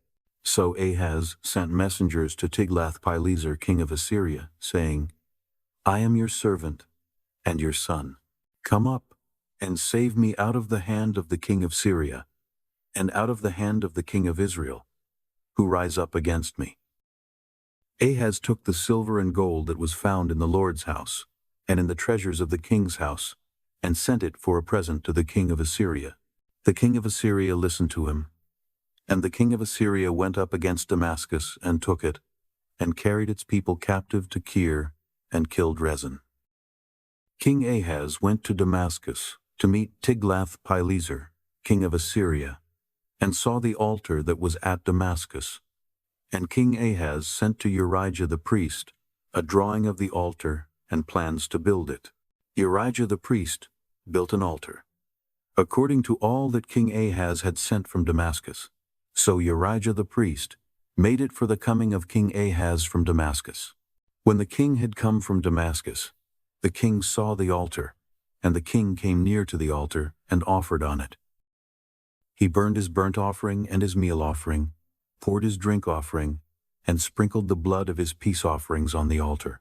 The bronze altar, which was before the Lord, he brought from the front of the house, from between his altar and the Lord's house, and put it on the north side of his altar. King Ahaz commanded Urijah the priest, saying, On the great altar, burn the morning burnt offering, the evening meal offering, the king's burnt offering and his meal offering, with the burnt offering of all the people of the land, their meal offering, and their drink offerings, and sprinkle on it all the blood of the burnt offering, and all the blood of the sacrifice. But the bronze altar will be for me to inquire by. Urijah the priest did so, according to all that King Ahaz commanded. King Ahaz cut off the panels of the bases, and removed the basin from off them, and took down the sea from off the bronze oxen that were under it, and put it on a pavement of stone. He removed the covered way for the Sabbath that they had built in the house, and the king's outer entrance to the Lord's house, because of the king of Assyria. Now the rest of the acts of Ahaz which he did, aren't they written in the book of the Chronicles of the kings of Judah? Ahaz slept with his fathers, and was buried with his fathers in David's city. And Hezekiah his son reigned in his place. Chapter 17. In the 12th year of Ahaz king of Judah, Hoshea the son of Elah began to reign in Samaria over Israel for 9 years. He did that which was evil in the Lord's sight, yet not as the kings of Israel who were before him. Shalmaneser king of Assyria came up against him, and Hoshea became his servant, and brought him tribute. The king of Assyria discovered a conspiracy in Hoshea, for he had sent messengers to So king of Egypt, and offered no tribute to the king of Assyria, as he had done year by year. Therefore the king of Assyria seized him, and bound him in prison. Then the king of Assyria came up throughout all the land, went up to Samaria, and besieged it 3 years. In the 9th year of Hoshea, the king of Assyria took Samaria, and carried Israel away to Assyria, and placed them in Halah, and on the Habor, the river of Gozan, and in the cities of the Medes. It was so because the children of Israel had sinned against the Lord their God, who brought them up out of the land of Egypt from under the hand of Pharaoh king of Egypt, and had feared other gods, and walked in the statutes of the nations whom the Lord cast out from before the children of Israel, and of the kings of Israel, which they made.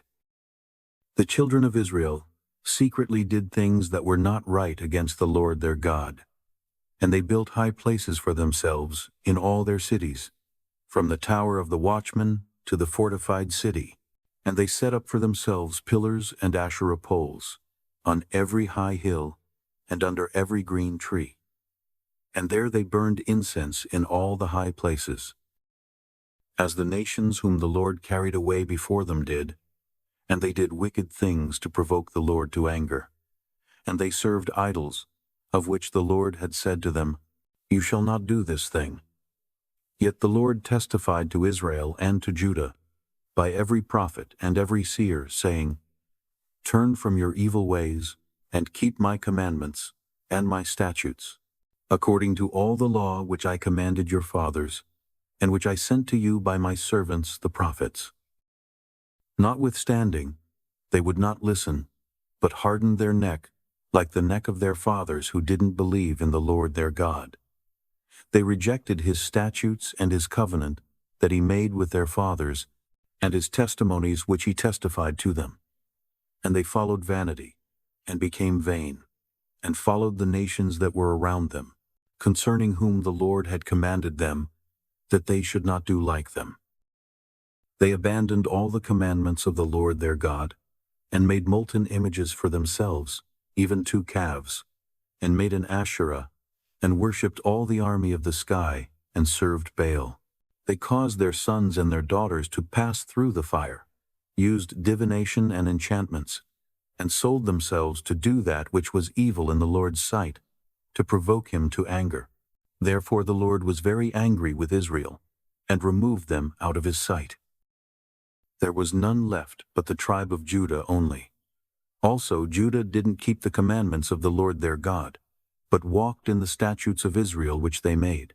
The Lord rejected all the offspring of Israel, afflicted them, and delivered them into the hands of raiders, until he had cast them out of his sight. For he tore Israel from David's house. And they made Jeroboam the son of Nebat king. And Jeroboam drove Israel from following the Lord, and made them sin, a great sin. The children of Israel walked in all the sins of Jeroboam which he did. They didn't depart from them, until the Lord removed Israel out of his sight, as he said by all his servants the prophets. So Israel was carried away out of their own land to Assyria to this day.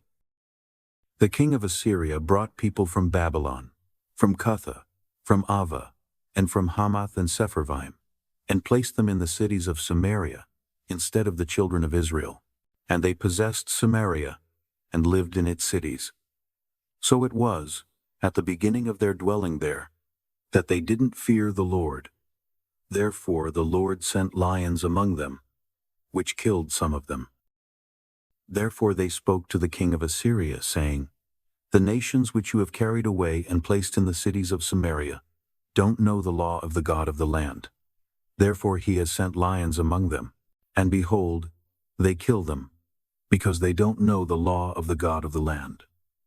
Then the king of Assyria commanded, saying, Carry there one of the priests whom you brought from there, and let him go and dwell there, and let him teach them the law of the God of the land. So one of the priests, whom they had carried away from Samaria, came and lived in Bethel, and taught them how they should fear the Lord. However, every nation made gods of their own, and put them in the houses of the high places which the Samaritans had made, every nation in their cities in which they lived. The men of Babylon made Succoth-Benoth, and the men of Cuth made Nergal, and the men of Hamath made Ashima, and the Avites made Nibhaz and Tartak, and the Sepharvites burned their children in the fire, to Adramelech and Anamelech, the gods of Sepharvaim. So they feared the Lord, and also made from among themselves priests of the high places for themselves, who sacrificed for them in the houses of the high places. They feared the Lord, and also served their own gods, after the ways of the nations from among whom they had been carried away. To this day, they do what they did before. They don't fear the Lord, and they do not follow the statutes, or the ordinances, or the law, or the commandment which the Lord commanded the children of Jacob, whom he named Israel, with whom the Lord had made a covenant, and commanded them, saying, You shall not fear other gods, nor bow yourselves to them, nor serve them, nor sacrifice to them, but you shall fear the Lord, who brought you up out of the land of Egypt with great power and with an outstretched arm. And you shall bow yourselves to him, and you shall sacrifice to him. The statutes, and the ordinances, and the law, and the commandment which he wrote for you, you shall observe to do forevermore. You shall not fear other gods. You shall not forget the covenant that I have made with you. You shall not fear other gods, but you shall fear the Lord your God, and he will deliver you out of the hand of all your enemies. However, they didn't listen, but they did what they did before. So these nations feared the Lord, and also served their engraved images. Their children did likewise, and so did their children's children. They do as their fathers did to this day. Chapter 18. Now in the 3rd year of Hoshea, son of Elah, king of Israel, Hezekiah the son of Ahaz, king of Judah, began to reign. He was 25 years old when he began to reign, and he reigned 29 years in Jerusalem. His mother's name was Abi, the daughter of Zechariah.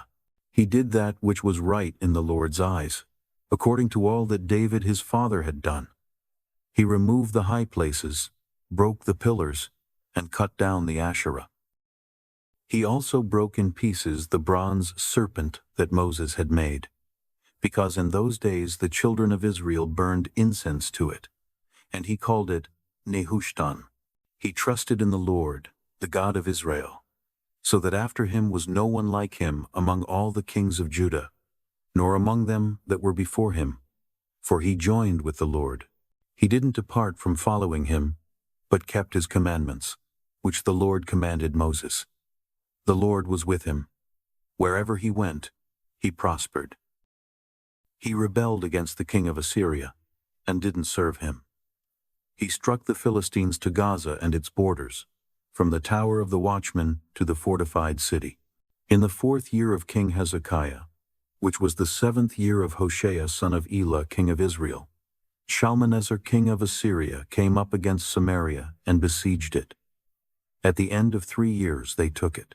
In the 6th year of Hezekiah, which was the 9th year of Hoshea king of Israel, Samaria was taken. The king of Assyria carried Israel away to Assyria, and put them in Halah, and on the Habor, the river of Gozan, and in the cities of the Medes, because they didn't obey the Lord their God's voice, but transgressed his covenant, even all that Moses the servant of the Lord commanded, and would not hear it or do it.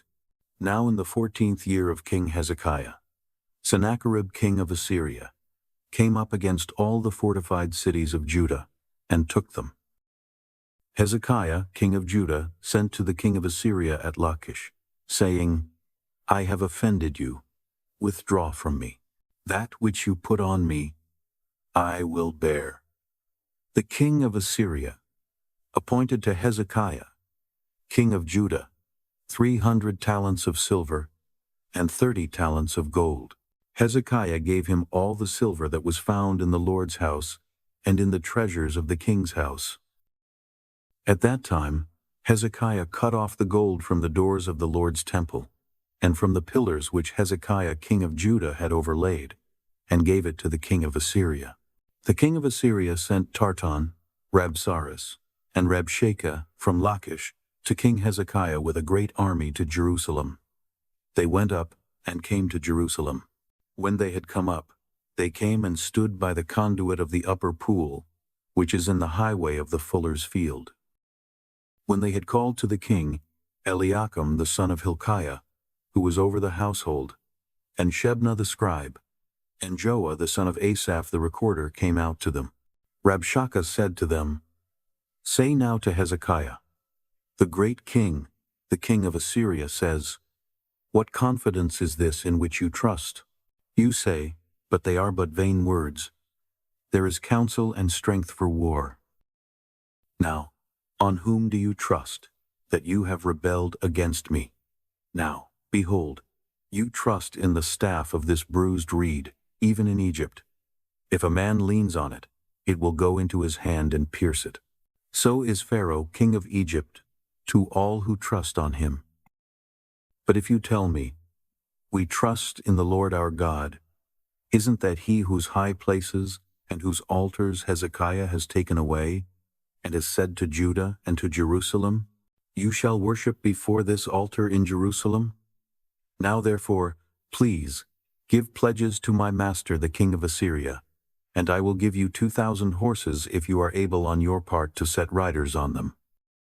How then can you turn away the face of one captain, of the least of my master's servants, and put your trust on Egypt for chariots and for horsemen?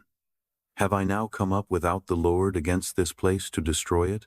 The Lord said to me, Go up against this land and destroy it. Then Eliakim, the son of Hilkiah, Shebna, and Joah, said to Rabshakeh, Please speak to your servants in the Syrian language, for we understand it. Don't speak with us in the Jews' language, in the hearing of the people who are on the wall. But Rabshakeh said to them, Has my master sent me to your master and to you to speak these words? Hasn't he sent me to the men who sit on the wall, to eat their own dung, and to drink their own urine with you? Then Rabshakeh stood and cried with a loud voice in the Jews' language, and spoke, saying, Hear the word of the great king, the king of Assyria. The king says, Don't let Hezekiah deceive you, for he will not be able to deliver you out of his hand. Don't let Hezekiah make you trust in the Lord, saying, The Lord will surely deliver us, and this city shall not be given into the hand of the king of Assyria. Don't listen to Hezekiah. For the king of Assyria says, Make your peace with me, and come out to me, and every one of you eat from his own vine, and every one from his own fig tree, and every one drink water from his own cistern, until I come and take you away to a land like your own land, a land of grain and new wine, a land of bread and vineyards, a land of olive trees and of honey, that you may live and not die. Don't listen to Hezekiah when he persuades you, saying, The Lord will deliver us. Has any of the gods of the nations ever delivered his land out of the hand of the king of Assyria? Where are the gods of Hamath and of Arpad? Where are the gods of Sepharvaim, of Hena and Ivah? Have they delivered Samaria out of my hand? Who are they among all the gods of the countries that have delivered their country out of my hand, that the Lord should deliver Jerusalem out of my hand? But the people stayed quiet, and answered him not a word. For the king's commandment was, Don't answer him. Then Eliakim, the son of Hilkiah, who was over the household, came with Shebna the scribe, and Joah the son of Asaph the recorder to Hezekiah with their clothes torn, and told him Rabshakeh's words. Chapter 19. When King Hezekiah heard it, he tore his clothes, covered himself with sackcloth, and went into the Lord's house. He sent Eliakim, who was over the household, Shebna the scribe, and the elders of the priests, covered with sackcloth, to Isaiah the prophet the son of Amoz. They said to him, Hezekiah says, Today is a day of trouble, of rebuke, and of rejection. For the children have come to the point of birth, and there is no strength to deliver them. It may be the Lord your God will hear all the words of Rabshakeh, whom the king of Assyria, his master, has sent to defy the living God, and will rebuke the words which the Lord your God has heard. Therefore, lift up your prayer for the remnant that is left. So the servants of King Hezekiah came to Isaiah. Isaiah said to them, Tell your master this. The Lord says, Don't be afraid of the words that you have heard, with which the servants of the king of Assyria have blasphemed me. Behold, I will put a spirit in him, and he will hear news, and will return to his own land. I will cause him to fall by the sword in his own land. So Rabshakeh returned, and found the king of Assyria warring against Libnah, for he had heard that he had departed from Lachish. When he heard it said of Tirhakah, king of Ethiopia, Behold, he has come out to fight against you, he sent messengers again to Hezekiah, saying, Tell Hezekiah king of Judah this, Don't let your God, in whom you trust, deceive you, saying, Jerusalem will not be given into the hand of the king of Assyria. Behold, you have heard what the kings of Assyria have done to all lands, by destroying them utterly. Will you be delivered? Have the gods of the nations delivered them, which my fathers have destroyed Gozan, Haran, Rezeph, and the children of Eden who were in Telassar? Where is the king of Hamath, the king of Arpad, and the king of the city of Sepharvaim, of Hena and Ivah?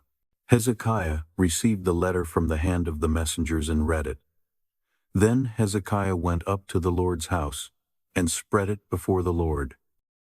Hezekiah prayed before the Lord, and said, Lord, the God of Israel, who are enthroned above the cherubim, you are the God, even you alone, of all the kingdoms of the earth.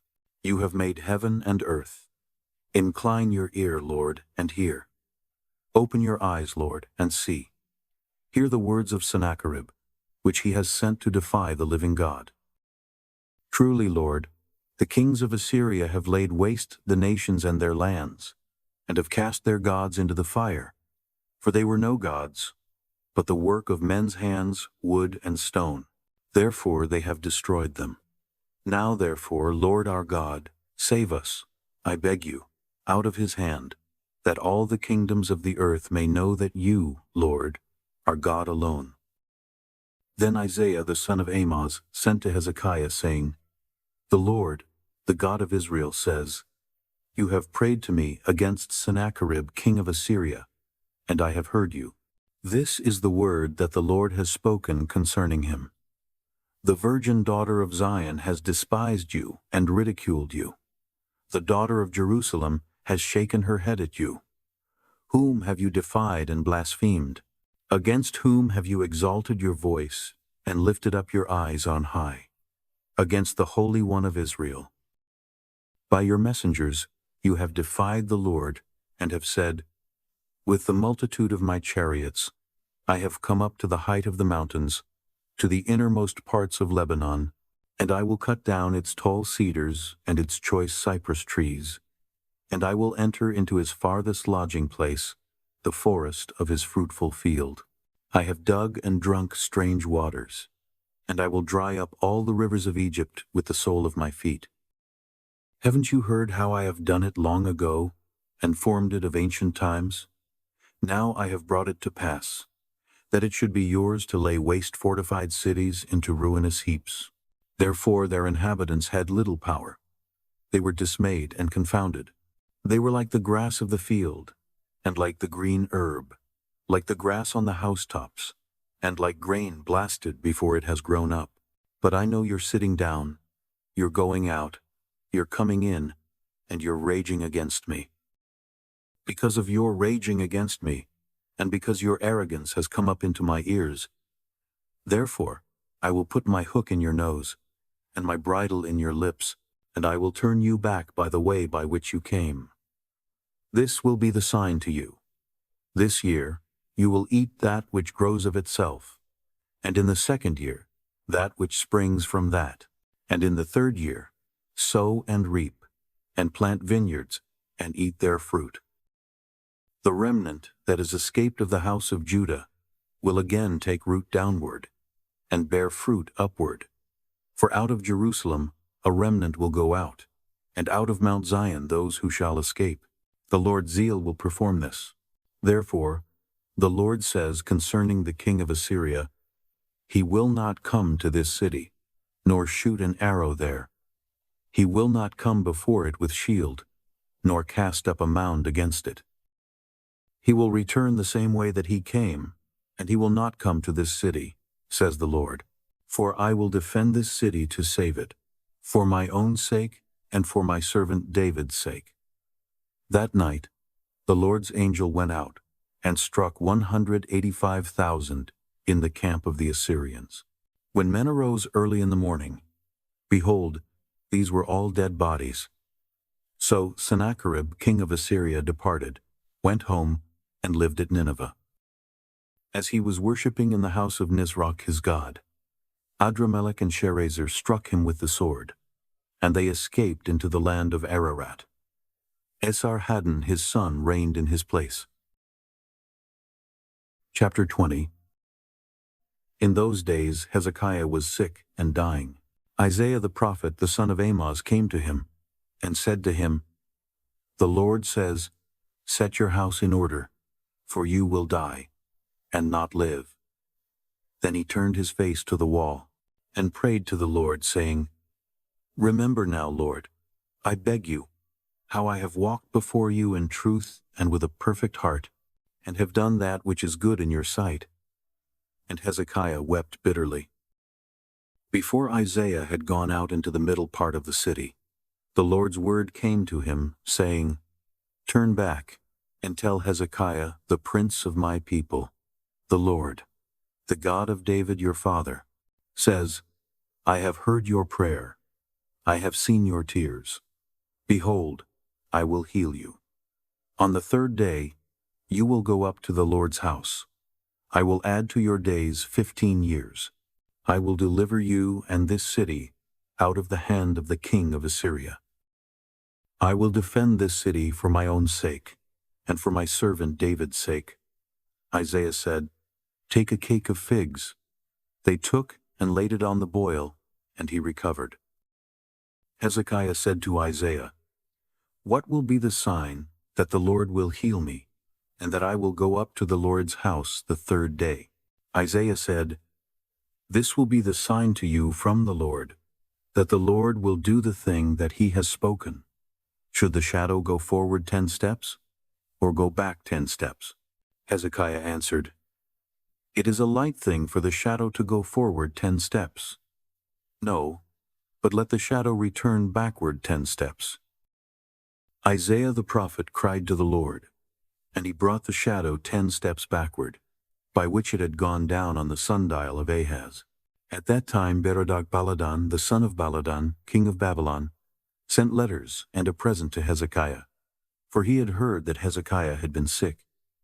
Hezekiah listened to them, and showed them all the storehouse of his precious things, the silver, the gold, the spices, and the precious oil, and the house of his armor, and all that was found in his treasures. There was nothing in his house, or in all his dominion, that Hezekiah didn't show them. Then Isaiah the prophet came to King Hezekiah, and said to him, What did these men say? From where did they come to you? Hezekiah said, They have come from a far country, even from Babylon. He said, What have they seen in your house? Hezekiah answered, They have seen all that is in my house. There is nothing among my treasures that I have not shown them.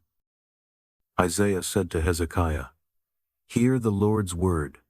Behold, the days come that all that is in your house, and that which your fathers have laid up in store to this day, will be carried to Babylon. Nothing will be left, says the Lord. They will take away some of your sons who will issue from you, whom you will father, and they will be eunuchs in the palace of the king of Babylon. Then Hezekiah said to Isaiah, The Lord's word which you have spoken is good.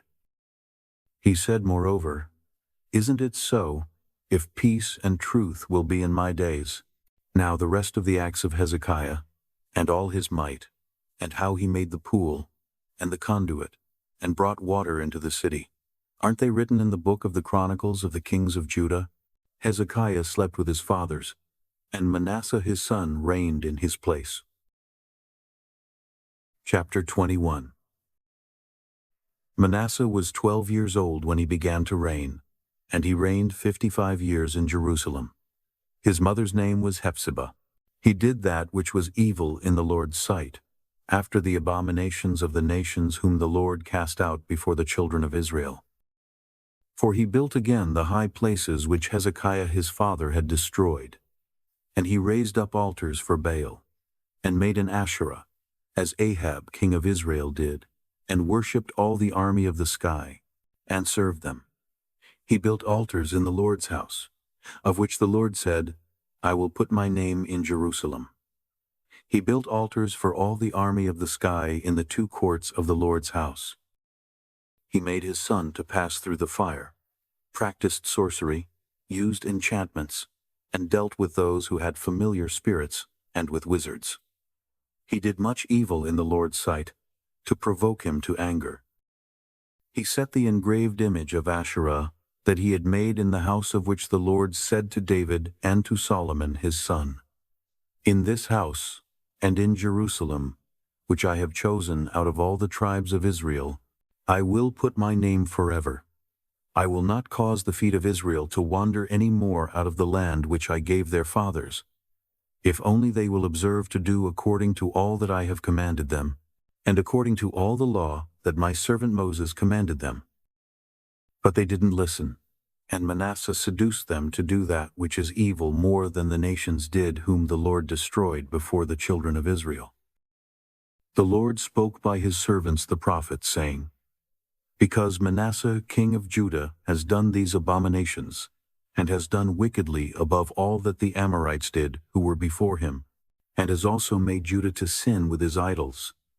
Therefore the Lord, the God of Israel, says, Behold, I will bring such evil on Jerusalem and Judah, that whoever hears of it, both his ears will tingle.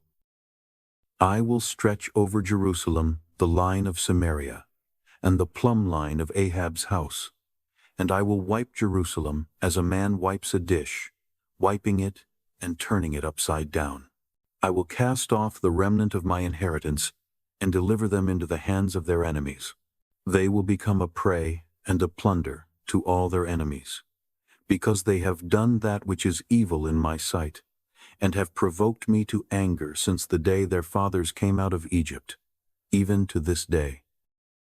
Moreover, Manasseh shed innocent blood very much, until he had filled Jerusalem from one end to another, in addition to his sin with which he made Judah to sin, in doing that which was evil in the Lord's sight. Now the rest of the acts of Manasseh, and all that he did, and his sin that he sinned, aren't they written in the book of the Chronicles of the kings of Judah? Manasseh slept with his fathers, and was buried in the garden of his own house, in the garden of Uzzah. And Amon, his son, reigned in his place. Amon was 22 years old when he began to reign, and he reigned 2 years in Jerusalem. His mother's name was Meshullemeth, the daughter of Haruz of Jotbah. He did that which was evil in the Lord's sight, as Manasseh his father did. He walked in all the ways that his father walked in, and served the idols that his father served, and worshipped them. And he abandoned the Lord, the God of his fathers, and didn't walk in the way of the Lord. The servants of Amon conspired against him, and put the king to death in his own house. But the people of the land killed all those who had conspired against King Amon, and the people of the land made Josiah his son king in his place. Now the rest of the acts of Amon which he did, aren't they written in the book of the Chronicles of the kings of Judah? He was buried in his tomb in the garden of Uzzah, and Josiah his son reigned in his place. Chapter 22. Josiah was 8 years old when he began to reign, and he reigned 31 years in Jerusalem. His mother's name was Jedidah, the daughter of Adiah of Bozkath. He did that which was right in the Lord's eyes, and walked in all the ways of David his father, and didn't turn away to the right hand or to the left. In the 18th year of King Josiah, the king sent Shaphan, the son of Azaliah, the son of Meshullam, the scribe, to the Lord's house, saying, Go up to Hilkiah the high priest, that he may count the money which is brought into the Lord's house, which the keepers of the threshold have gathered of the people. Let them deliver it into the hand of the workers who have the oversight of the Lord's house, and let them give it to the workers who are in the Lord's house, to repair the damage to the house, to the carpenters, and to the builders, and to the masons, and for buying timber and cut stone to repair the house. However, no accounting shall be asked of them for the money delivered into their hand, for they deal faithfully. Hilkiah the high priest said to Shaphan the scribe, I have found the book of the law in the Lord's house. Hilkiah delivered the book to Shaphan, and he read it. Shaphan the scribe came to the king, and brought the king word again, and said, Your servants have emptied out the money that was found in the house, and have delivered it into the hands of the workmen who have the oversight of the Lord's house. Shaphan the scribe told the king, saying, Hilkiah the priest has delivered a book to me. Then Shaphan read it before the king. When the king had heard the words of the book of the law, he tore his clothes. The king commanded Hilkiah the priest, Ahikam the son of Shaphan, Achbor the son of Micaiah, Shaphan the scribe, and Uzziah the king's servant, saying, Go inquire of the Lord for me, and for the people, and for all Judah, concerning the words of this book that is found. For great is the Lord's wrath that is kindled against us, because our fathers have not listened to the words of this book, to do according to all that which is written concerning us. So Hilkiah the priest, Ahikam, Achbor, Shaphan, and Uzziah went to Huldah the prophetess, the wife of Shallum the son of Tikvah, the son of Harhas, keeper of the wardrobe, Now she lived in Jerusalem in the 2nd quarter. And they talked with her. She said to them, "The Lord, the God of Israel says, Tell the man who sent you to me, the Lord says, Behold, I will bring evil on this place and on its inhabitants, even all the words of the book which the king of Judah has read. Because they have forsaken me and have burned incense to other gods, that they might provoke me to anger with all the work of their hands. Therefore my wrath shall be kindled against this place, and it will not be quenched. But to the king of Judah, who sent you to inquire of the Lord, tell him, The Lord, the God of Israel says, concerning the words which you have heard, because your heart was tender, and you humbled yourself before the Lord when you heard what I spoke against this place and against its inhabitants, that they should become a desolation and a curse, and have torn your clothes and wept before me. I also have heard you, says the Lord. Therefore, behold, I will gather you to your fathers, and you will be gathered to your grave in peace. Your eyes will not see all the evil which I will bring on this place." So they brought this message back to the king. Chapter 23. The king sent, and they gathered to him all the elders of Judah and of Jerusalem. The king went up to the Lord's house, and all the men of Judah, and all the inhabitants of Jerusalem with him, with the priests, the prophets, and all the people, both small and great, and he read in their hearing all the words of the book of the covenant, which was found in the Lord's house. The king stood by the pillar, and made a covenant before the Lord, to walk after the Lord, and to keep his commandments, his testimonies, and his statutes, with all his heart and all his soul, to confirm the words of this covenant that were written in this book. And all the people agreed to the covenant. The king commanded Hilkiah the high priest, and the priests of the 2nd order, and the keepers of the threshold, to bring out of the Lord's temple all the vessels that were made for Baal, for the Asherah, and for all the army of the sky. And he burned them outside of Jerusalem in the fields of the Kidron, and carried their ashes to Bethel. He got rid of the idolatrous priests, whom the kings of Judah had ordained to burn incense in the high places in the cities of Judah and in the places around Jerusalem. Those also who burned incense to Baal, to the sun, to the moon, to the planets, and to all the army of the sky. He brought out the Asherah from the Lord's house, outside of Jerusalem, to the brook Kidron, and burned it at the brook Kidron, and beat it to dust, and cast its dust on the graves of the common people. He broke down the houses of the male shrine prostitutes that were in the Lord's house, where the women wove hangings for the Asherah. He brought all the priests out of the cities of Judah, and defiled the high places where the priests had burned incense, from Geba to Beersheba. And he broke down the high places of the gates that were at the entrance of the gate of Joshua, the governor of the city, which were on a man's left hand at the gate of the city. Nevertheless, the priests of the high places didn't come up to the Lord's altar in Jerusalem, but they ate unleavened bread among their brothers. He defiled Topheth, which is in the valley of the children of Hinnom, that no man might make his son or his daughter to pass through the fire to Molech. He took away the horses that the kings of Judah had dedicated to the sun at the entrance of the Lord's house, by the room of Nathan-Melech, the officer who was in the court. And he burned the chariots of the sun with fire. The king broke down the altars that were on the roof of the upper room of Ahaz, which the kings of Judah had made, and the altars which Manasseh had made in the 2 courts of the Lord's house, and beat them down from there, and cast their dust into the brook Kidron.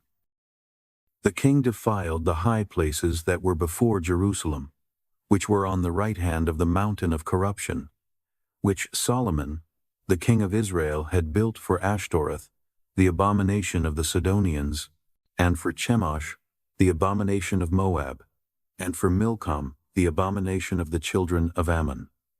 He broke in pieces the pillars, cut down the Asherah poles, and filled their places with men's bones. Moreover, the altar that was at Bethel, and the high place which Jeroboam the son of Nebat, who made Israel to sin, had made, even that altar and the high place he broke down, and he burned the high place and beat it to dust, and burned the Asherah. As Josiah turned himself, he spied the tombs that were there in the mountain, and he sent, and took the bones out of the tombs, and burned them on the altar, and defiled it, according to the Lord's word which the man of God proclaimed. Who proclaimed these things? Then he said, What monument is that which I see? The men of the city told him, It is the tomb of the man of God who came from Judah, and proclaimed these things that you have done against the altar of Bethel. He said, Let him be. Let no one move his bones. So they let his bones alone, with the bones of the prophet who came out of Samaria. All the houses also of the high places that were in the cities of Samaria, which the kings of Israel had made to provoke the Lord to anger, Josiah took away, and did to them according to all the acts that he had done in Bethel. He killed all the priests of the high places that were there, on the altars, and burned men's bones on them. And he returned to Jerusalem. The king commanded all the people, saying, Keep the Passover to the Lord your God, as it is written in this book of the covenant. Surely there was not kept such a Passover from the days of the judges who judged Israel, nor in all the days of the kings of Israel, nor of the kings of Judah. But in the 18th year of King Josiah, this Passover was kept to the Lord in Jerusalem.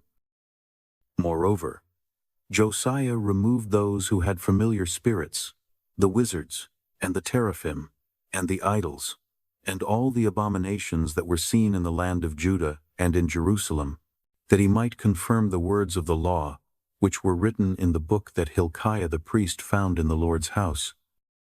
There was no king like him before him, who turned to the Lord with all his heart, and with all his soul, and with all his might, according to all the law of Moses, and there was none like him, who arose after him. Notwithstanding, the Lord didn't turn from the fierceness of his great wrath, with which his anger burned against Judah, because of all the provocation with which Manasseh had provoked him. The Lord said, I will also remove Judah out of my sight, as I have removed Israel, and I will cast off this city which I have chosen, even Jerusalem, and the house of which I said, My name shall be there. Now the rest of the acts of Josiah, and all that he did, aren't they written in the book of the Chronicles of the kings of Judah? In his days Pharaoh Necho, king of Egypt, went up against the king of Assyria to the river Euphrates, and King Josiah went against him. But Pharaoh Necho killed him at Megiddo when he saw him. His servants carried him dead in a chariot from Megiddo, brought him to Jerusalem, and buried him in his own tomb. The people of the land took Jehoahaz the son of Josiah, and anointed him, and made him king in his father's place. Jehoahaz was 23 years old when he began to reign, and he reigned 3 months in Jerusalem. His mother's name was Hamutal, the daughter of Jeremiah of Libnah. He did that which was evil in the Lord's sight, according to all that his fathers had done.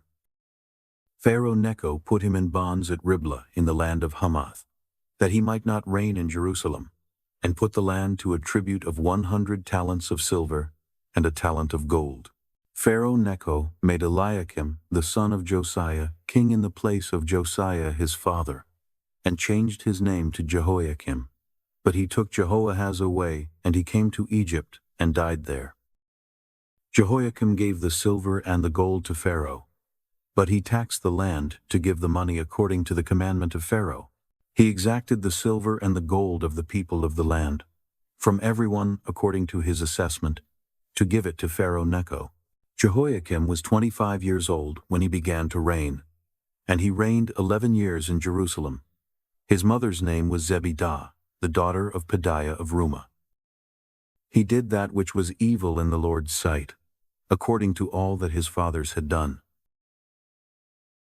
Chapter 24. In his days, Nebuchadnezzar king of Babylon came up, and Jehoiakim became his servant 3 years. Then he turned and rebelled against him. The Lord sent against him bands of the Chaldeans, bands of the Syrians, bands of the Moabites, and bands of the children of Ammon, and sent them against Judah to destroy it, according to the Lord's word, which he spoke by his servants the prophets. Surely, at the commandment of the Lord, this came on Judah, to remove them out of his sight for the sins of Manasseh, according to all that he did, and also for the innocent blood that he shed. For he filled Jerusalem with innocent blood, and the Lord would not pardon. Now the rest of the acts of Jehoiakim, and all that he did, aren't they written in the book of the Chronicles of the kings of Judah? So Jehoiakim slept with his fathers, and Jehoiachin his son reigned in his place. The king of Egypt didn't come out of his land any more, for the king of Babylon had taken, from the brook of Egypt to the river Euphrates, all that belonged to the king of Egypt. Jehoiachin was 18 years old when he began to reign, and he reigned in Jerusalem 3 months. His mother's name was Nehushta, the daughter of Elnathan of Jerusalem. He did that which was evil in the Lord's sight, according to all that his father had done. At that time, the servants of Nebuchadnezzar king of Babylon came up to Jerusalem, and the city was besieged. Nebuchadnezzar king of Babylon came to the city, while his servants were besieging it, and Jehoiachin the king of Judah went out to the king of Babylon, he, his mother, his servants, his princes, and his officers. And the king of Babylon captured him in the 8th year of his reign. He carried out from there all the treasures of the Lord's house and the treasures of the king's house, and cut in pieces all the vessels of gold which Solomon king of Israel had made in the Lord's temple, as the Lord had said. He carried away all Jerusalem, and all the princes, and all the mighty men of valor, even 10,000 captives, and all the craftsmen and the smiths. No one remained except the poorest people of the land. He carried away Jehoiachin to Babylon, with the king's mother, the king's wives, his officers, and the chief men of the land. He carried them into captivity from Jerusalem to Babylon, all the men of might, even 7,000, and the craftsmen and the smiths 1,000, all of them strong and fit for war. Even them the king of Babylon brought captive to Babylon. The king of Babylon made Mattaniah, Jehoiachin's father's brother, king in his place, and changed his name to Zedekiah. Zedekiah was 21 years old when he began to reign, and he reigned 11 years in Jerusalem. His mother's name was Hamutal, the daughter of Jeremiah of Libnah. He did that which was evil in the Lord's sight, according to all that Jehoiakim had done. For through the anger of the Lord, this happened in Jerusalem and Judah, until he had cast them out from his presence. Then Zedekiah rebelled against the king of Babylon. Chapter 25. In the 9th year of his reign, in the 10th month, in the 10th day of the month, Nebuchadnezzar king of Babylon came, he and all his army, against Jerusalem, and encamped against it. And they built forts against it around it. So the city was besieged until the 11th year of King Zedekiah. On the 9th day of the 4th month, the famine was severe in the city, so that there was no bread for the people of the land. Then a breach was made in the city, and all the men of war fled by night by the way of the gate between the 2 walls, which was by the king's garden. Now the Chaldeans were against the city around it. And the king went by the way of the Arabah. But the Chaldean army pursued the king, and overtook him in the plains of Jericho, and all his army was scattered from him. Then they captured the king, and carried him up to the king of Babylon to Riblah, and they passed judgment on him. They killed Zedekiah's sons before his eyes, then put out Zedekiah's eyes, bound him in fetters, and carried him to Babylon. Now in the 5th month, on the 7th day of the month, which was the 19th year of King Nebuchadnezzar king of Babylon, Nebuzaradan, the captain of the guard, a servant of the king of Babylon, came to Jerusalem. He burned the Lord's house, the king's house, and all the houses of Jerusalem. He burned every great house with fire. All the army of the Chaldeans, who were with the captain of the guard, broke down the walls around Jerusalem. Nebuzaradan, the captain of the guard, carried away captive the rest of the people who were left in the city, and those who had deserted to the king of Babylon, all the rest of the multitude. But the captain of the guard left some of the poorest of the land to work the vineyards and fields. The Chaldeans broke up the pillars of bronze that were in the Lord's house, and the bases in the bronze sea that were in the Lord's house, and carried the bronze pieces to Babylon. They took away the pots, the shovels, the snuffers, the spoons, and all the vessels of bronze with which they ministered. The captain of the guard took away the fire pans, the basins, that which was of gold for gold, and that which was of silver for silver. The 2 pillars, the 1 sea, and the bases, which Solomon had made for the Lord's house. The bronze of all these vessels was not weighed. The height of the 1 pillar was 18 cubits, and a capital of bronze was on it. The height of the capital was 3 cubits, with network and pomegranates on the capital around it, all of bronze, and the 2nd pillar with its network was like these. The captain of the guard took Sariah the chief priest, Zephaniah the 2nd priest, and the 3 keepers of the threshold. And out of the city he took an officer who was set over the men of war, and 5 men of those who saw the king's face, who were found in the city, and the scribe, the captain of the army, who mustered the people of the land, and 60 men of the people of the land who were found in the city. Nebuzaradan, the captain of the guard, took them, and brought them to the king of Babylon to Riblah. The king of Babylon attacked them, and put them to death at Riblah in the land of Hamath. So Judah was carried away captive out of his land. As for the people who were left in the land of Judah, whom Nebuchadnezzar king of Babylon had left, even over them he made Gedaliah, the son of Ahikam, the son of Shaphan, governor. Now when all the captains of the forces, they and their men, heard that the king of Babylon had made Gedaliah governor, they came to Gedaliah to Mizpah, even Ishmael the son of Nethaniah, Johanan the son of Kareah, Sariah the son of Tanhumeth the Netophathite, and Jozaniah the son of the Maacathite, they and their men. Gedaliah swore to them and to their men, and said to them, "Don't be afraid because of the servants of the Chaldeans. Dwell in the land and serve the king of Babylon, and it will be well with you." But in the 7th month, Ishmael the son of Nethaniah, the son of Elishama, of the royal offspring came, and 10 men with him, and struck Gedaliah so that he died, with the Jews and the Chaldeans that were with him at Mizpah. All the people, both small and great, and the captains of the forces arose, and came to Egypt, for they were afraid of the Chaldeans. In the 37th year of the captivity of Jehoiachin king of Judah, in the 12th month, on the 27th day of the month, Evil-Merodach king of Babylon, in the year that he began to reign, released Jehoiachin king of Judah out of prison. And he spoke kindly to him, and set his throne above the throne of the kings who were with him in Babylon, and changed his prison garments. Jehoiachin ate bread before him continually all the days of his life, and for his allowance there was a continual allowance given him from the king, every day a portion, all the days of his life.